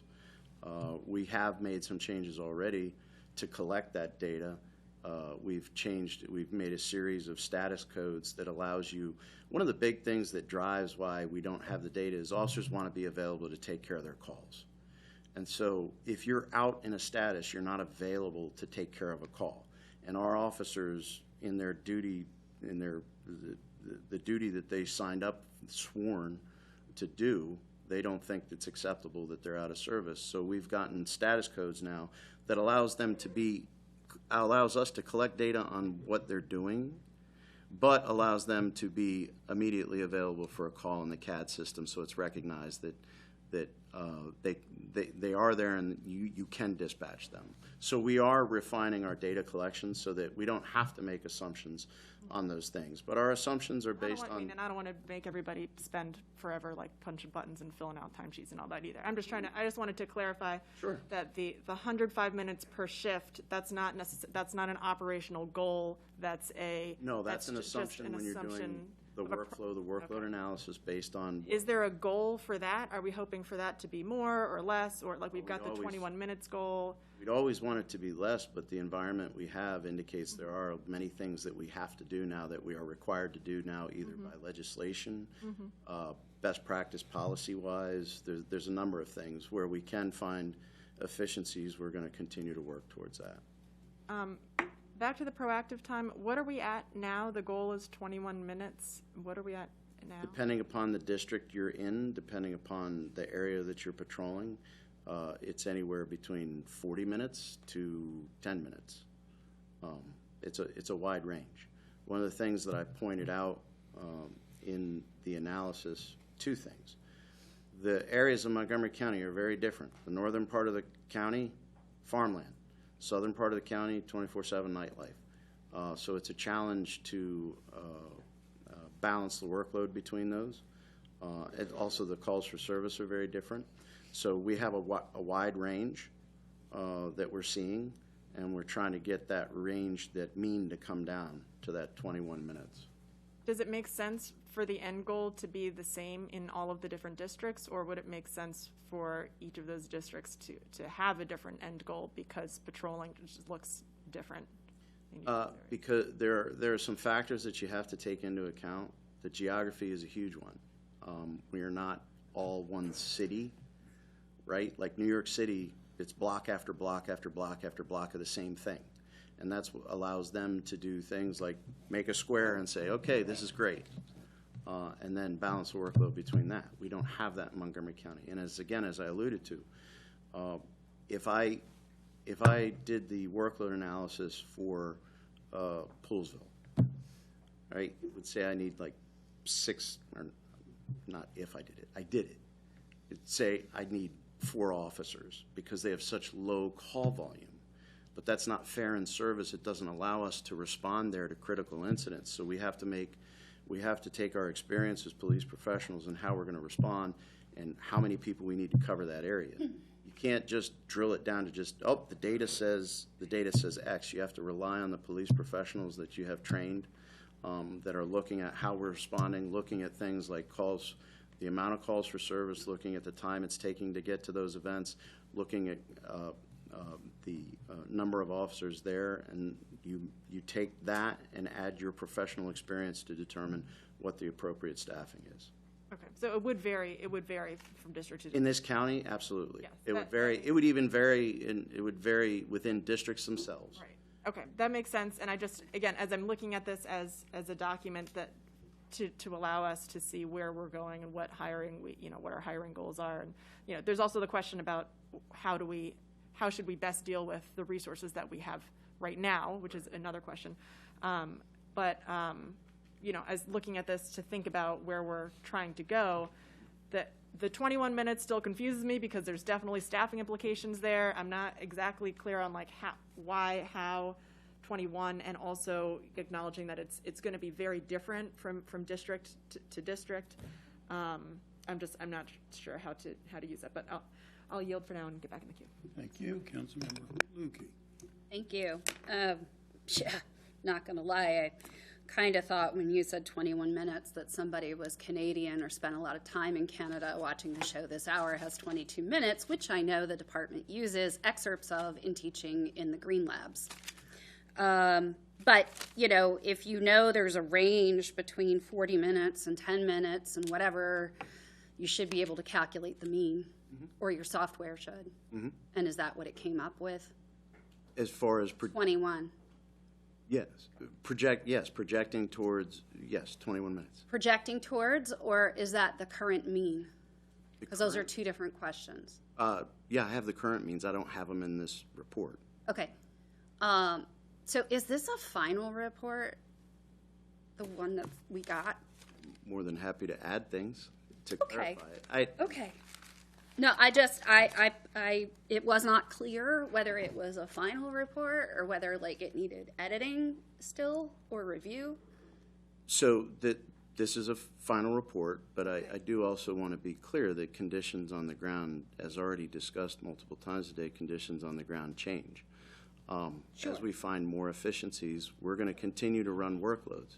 If crime changes in a dramatic way or continues this sustained downward trend, or at least levels out for a couple years, then perhaps we need less officers. If we expand the drone use and we find extraordinary efficiencies gained, and as we run the workload and we go to look at meeting our operational goals, then perhaps we don't need as many officers.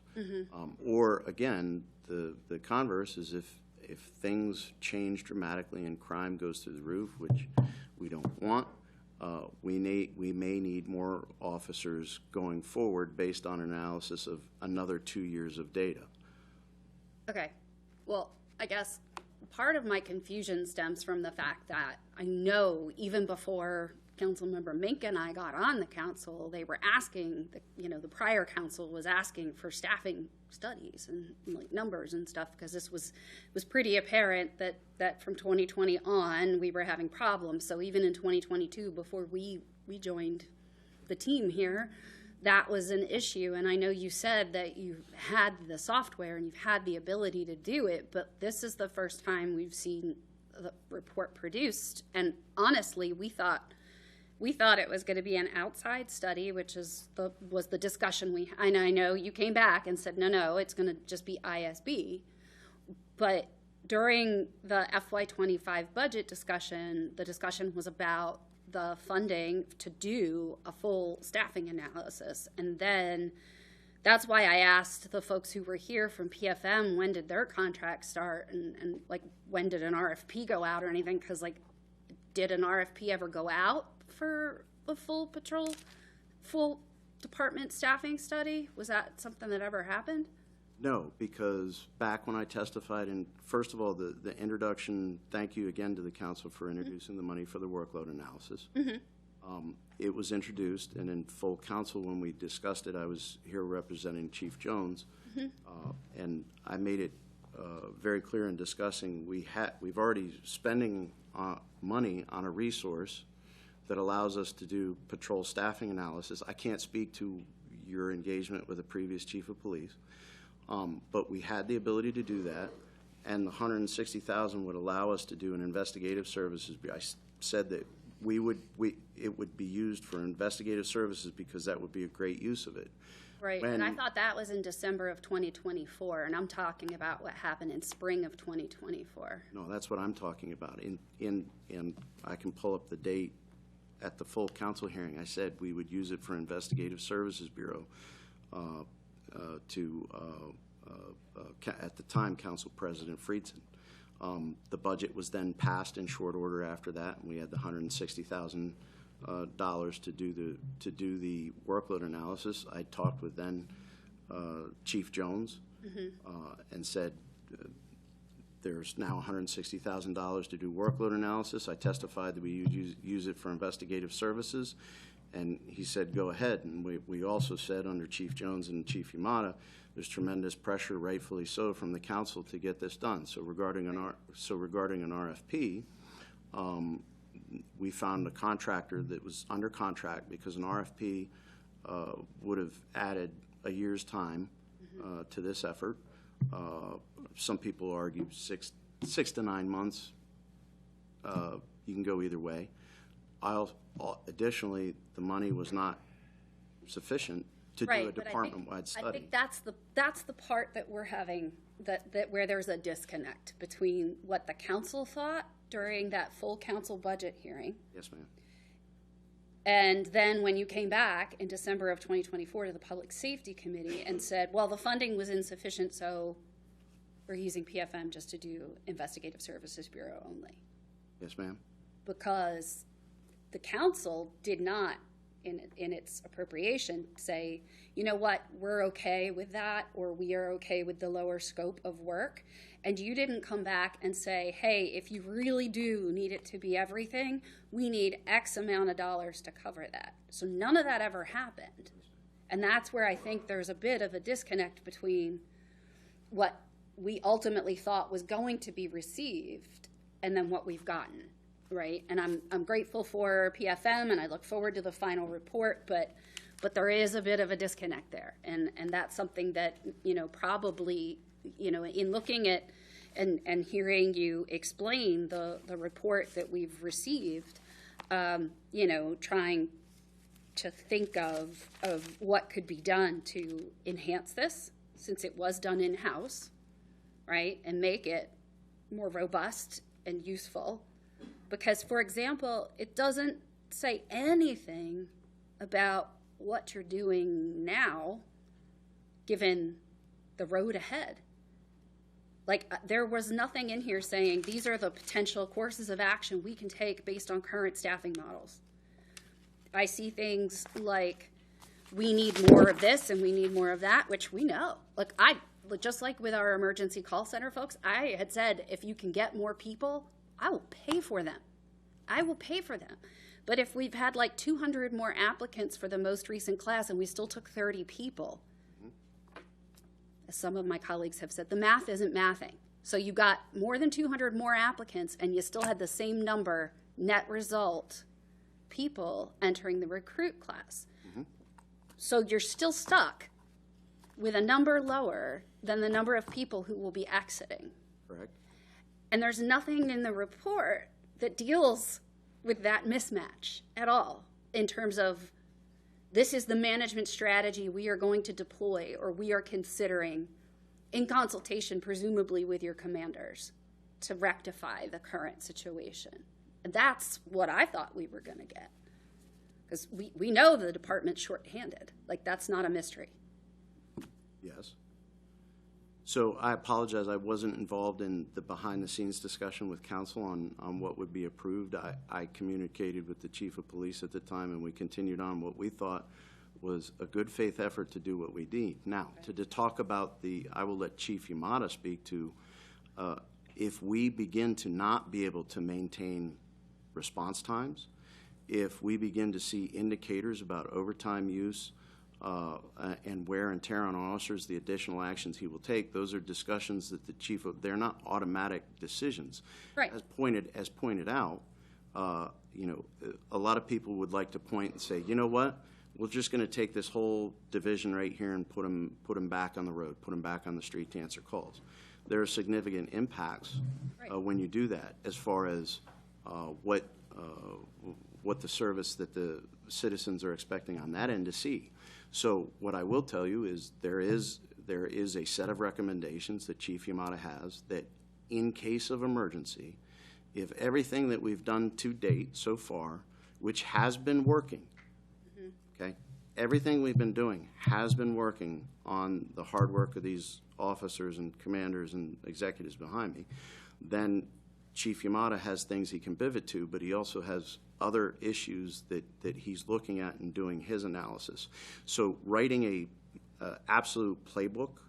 Well, I'm not asking for that, and I'm not asking Chief Yamada to reveal his break glass in case of emergency plan either.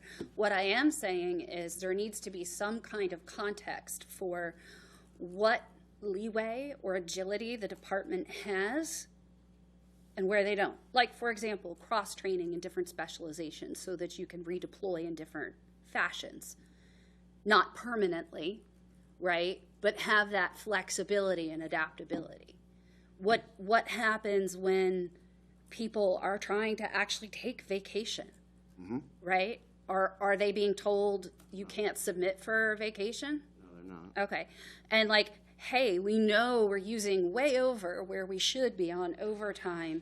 So what strategic goal has been set for trying to reduce that? Like, that's not here. Because, so what is illustrated there is the fact that we're 25% down in our first responders Right. that are answering the calls. Right. What's not there, although we could include as a copy of the collective bargaining agreement, which we're subject to, and thankfully there's opportunities there for us to fill these voids with overtime. The main, the simple answer is increasing the numbers and have everyone pulling in the same direction on getting more officers here. And we've been talking about it for a couple years. I've testified to you a couple times now. There are things at the state level that remain in our way that Montgomery County Police do not have an effect on. We are very excited about the UMGC, and I know that Chief Augustine can talk to the actual numbers. We're very excited about our retention. One of the things that we didn't talk about, I guess, in this report is our ability to retain the people that we are hiring, which is a tremendous change from years before. We've increased what we've done at the academy to account for these new learners. So all of those things, I guess, to me, it sounds like there's a presumption we're not thinking about these things, where we are, and I believe with a little, I mean, I'm taking what you're saying right now, and I know Chief Yamada is, we can craft more of a message on exactly what we have been doing and what we will be doing to make it more public. But just to be clear, it's all we've been thinking about now for the last 3 years, and we're in the middle of this. What moves can we make? What are we going to do?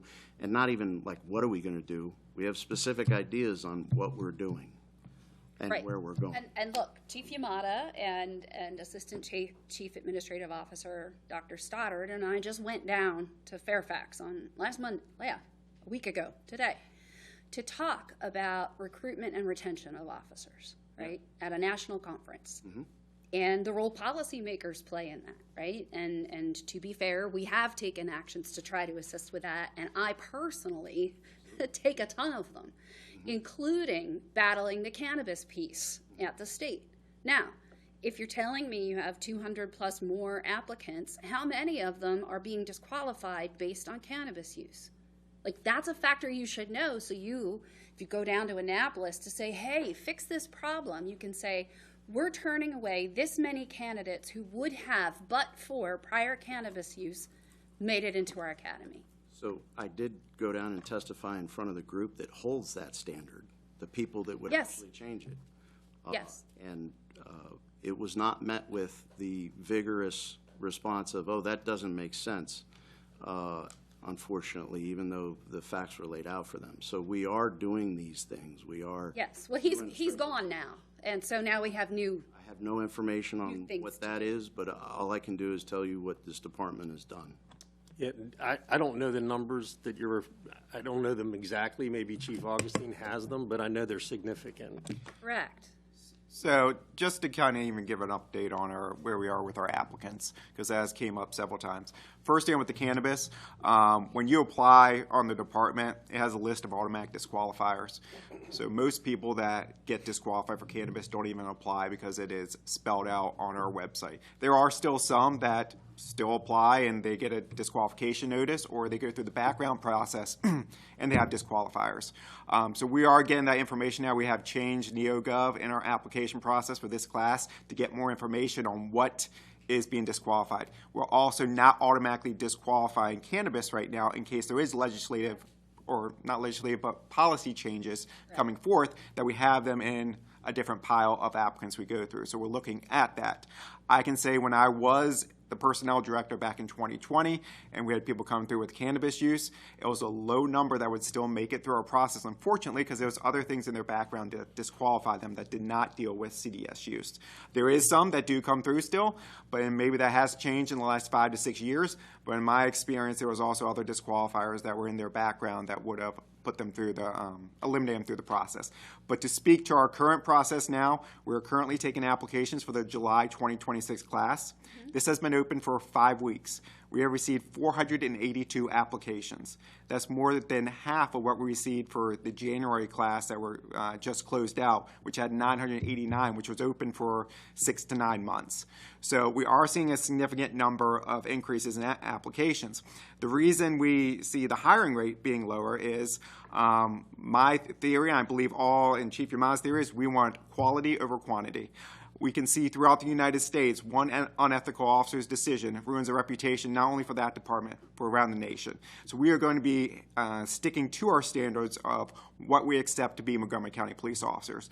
So as we see these numbers increase, with changing our requirements, our background investigators are looking at it, so we're hopeful to see a higher number start for the July 2026 class. For the January class, we have hired 13 so far. There are 67 still in the process, going through backgrounds, polygraph, and other steps. So out of that number of 67, we will see how many we'll get, but we definitely have 13, which is not a high number, but I hope to see that at least more than double when we start that class in January. One number I raise concern about is we currently have 66 officers in the drop program. Right. When I was here in 2020, it was a different public safety committee. I raised a little red flag saying, watch out what's coming. We're going to have an exodus coming forward. So like we said, we've had 7 that registered in 2024. We've had 48 register in 2025. Those are officers that have to leave within the next 3 years. We can't just say they're leaving in 2028 because we've seen in the past they're looking for other opportunities. They may stay the full 3 years or they may leave earlier. So that is going to be a big concern dealing with our attrition rates is we have 66 officers that must leave within the next 3 years. Yeah. And so we're going to continue to look at that. But again, as for our hiring, it's still going to be the quality of our applicants to move forward. But that is a big concern of the number of people that have entered drop this year. Yeah, I mean, I definitely don't want to sacrifice quality for quantity, but to put it bluntly, your admissions rate is lower than Harvard, Yale, every Ivy League school, and high admit. You have a 3% and what acceptance rate right now. And with out of 989, 30 is 3%. I wouldn't say we're trying to meet the Harvard standard here, but what we are seeing is the applicants that come in, that's the last step they make. They don't make any attempt to even take the test. So we are working to see how we can get that. Why are you just applying and then not moving forward in the process? Right. And our recruiters. We can fix it. Right, well, our recruiters are making phone calls and so on, and it just seems they either lose interest or they don't want to continue in the process, or they realize that there's another disqualifier. And that was the same back in 2020. The biggest number of people moving from the process with time of application to taking the written test. It's taking that additional step. And again, if you want to be a police officer, you need to have that initiation to continue taking steps forward. Right.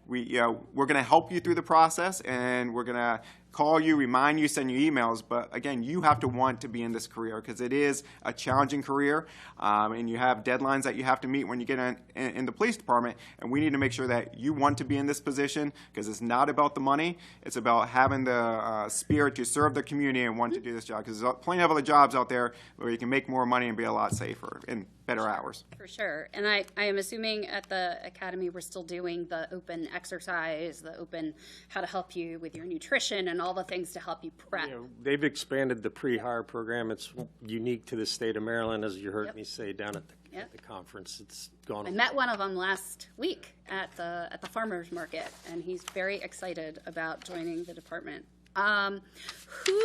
It says in one part of the analysis, talks about the trained users for Corona Deploy. Who are the trained users? Who can? We trained a number of executives on how to use it so they could use it at the district level. That was 3 years ago. Okay. Right now, policy and planning, Lauren Donato, myself, are more expert level users. And then we collaborate with the folks from Corona. Okay. And, while I definitely appreciate that there's opportunity for overtime, one of the things that you hear if you talk to the younger officers is they'll do it once a week, maybe. They don't want to, nor are they required to.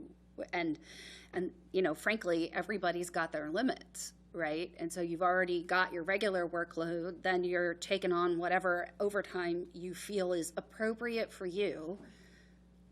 And we can't make them. And how do you strike the balance there with that officer wellness piece of things? Because that's critically important. Absolutely. It's very difficult right now. And as you've probably seen from the literature, as we have, you have a changing generation of folks. And what Chief Augustine didn't hit on is that while we have many, many people, there are things that have been socially acceptable that people have been allowed to do that makes them disqualified from potentially being a police officer. And those things come into play as well. When we're looking at the overtime usage, again, it's monitoring at the district, the bureau, and the chief level, and talking to officers. We admit it, it's not ideal, but the chief is weighing those things and also working on providing additional resources, and I can see he wants to speak further, so I'll let him speak for himself. No, I mean, as you've heard me say, I mean, wellness is like hugely important to me. And it's a conversation I've had not only with our executives, but with President Holland.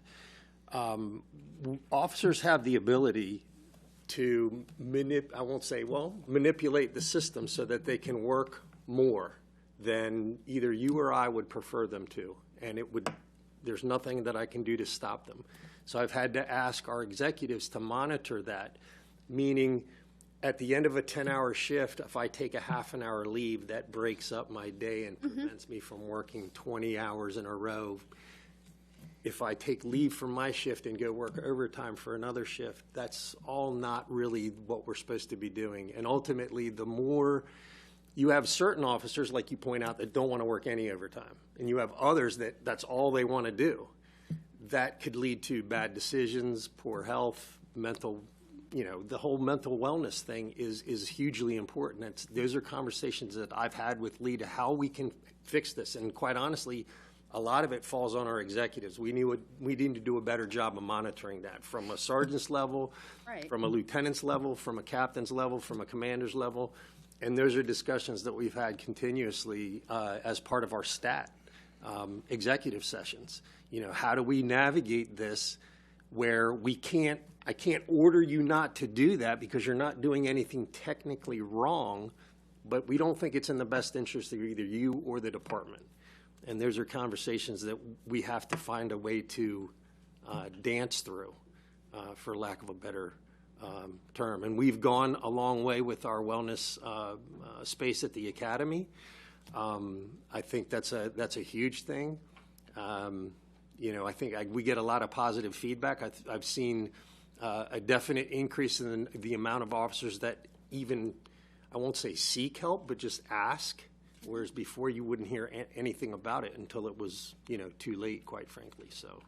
Well, I go to roll call. I get to hear the commanders. I know they're setting that tone of trying to make sure people know that others within the department and even outside the department are there for them to help, right? But yeah, I think it would be good for us to sort of reconvene on that particular topic, because what we want to avoid is burnout, because then people are going to leave the profession earlier, because it's not 20 years ago when people would stay in a particular job or with a particular department for their entire career, and people do lateral, and that's a risk in addition to those who enter the drop. So we are desperately trying, both President Holland and I have met on this subject before. We are not about lowering our standards. Right. Can't lower our standards. There's too many agencies that have gotten themselves into trouble by doing that. So the easy answer is take 400 people out of the 900. I think in the long run, we're going to be in a really terrible spot. Correct. How do we get past the 3%? That's... Yeah, 3% is just that, like, there's some number between not 400 I think and greater than 3%. I think a lot of them, they're automatic disqualifiers. Then the other part of the problem is, like Chief Augustine alluded to, is the fact that some of them don't follow through. How do we connect with them to say, hey, keep them interested? We do that through expanding our cadet and explorer program, the pre-hire stuff. Those are all avenues we've tried to explore, the laterals, but we often find out that our lateral, everyone would sit here and say, well, if you have a lateral coming in from another agency, you should have much higher than 3%, right? Well, we find it's very low. We get I don't know what the numbers were out of 60 or 90 laterals. We took very few. No, I didn't mean us taking laterals. I meant us losing people because they go, oh, geez, the grass must be greener somewhere else. So we've had officers leave, but a lot of times they end up coming back because the grass isn't green. Yeah, right. You know, very quite true. Honestly. So, yeah, you look like you're. And from my experience in looking at exit interviews, the officers that have left, if they went into law enforcement, they went to another state. Right. It wasn't like they went to another agency within Maryland. I only recall one of them that was like that. Or they left the profession overall, and they went to go do another type of career. But we typically, and from what I have seen, we have not lost officers to laterals to go to another agency within the state of Maryland. And, you know, we talk about things that prevent people from seeking employment here in Montgomery County. Google the top reasons somebody might not want to come here. Google defund Montgomery County Police. I mean, it is there, and our recruiters will tell us that's the message they see. And it's not so much we don't want to work for the chief of police. We just don't want to work for that environment. And that is all of us in this room.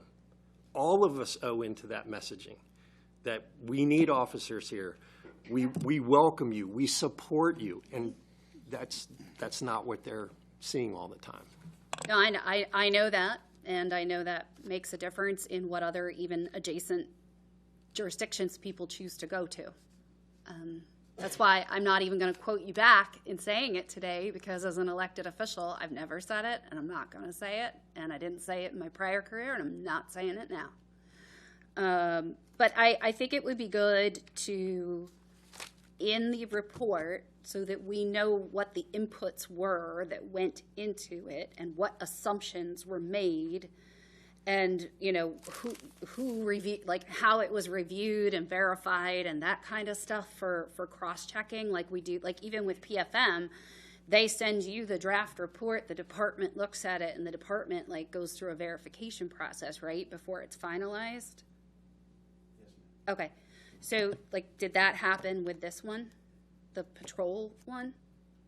As far as who reviewing it? Yeah, did anybody, like, did someone outside your chain of command review it and verify things in it, kind of, you know, and cross-check the way that the department does with the PFM one? No. Okay. Is that something that is possible? Sure. Okay.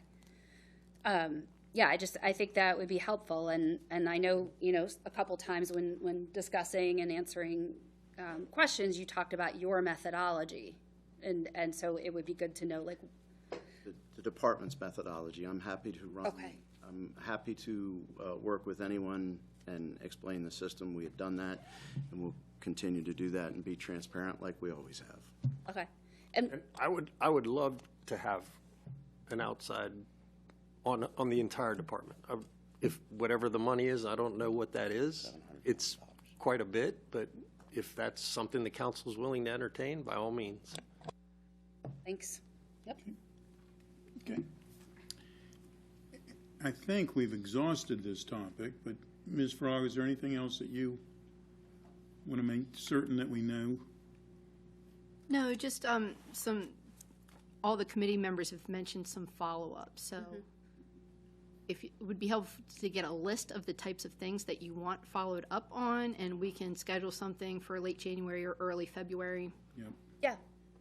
I think that. We each send it to Susan? Yeah, we'll send it to Susan, and yeah, and go from there. Anything else from you all? Very good. Again, thank you for everything you do. We sincerely appreciate it.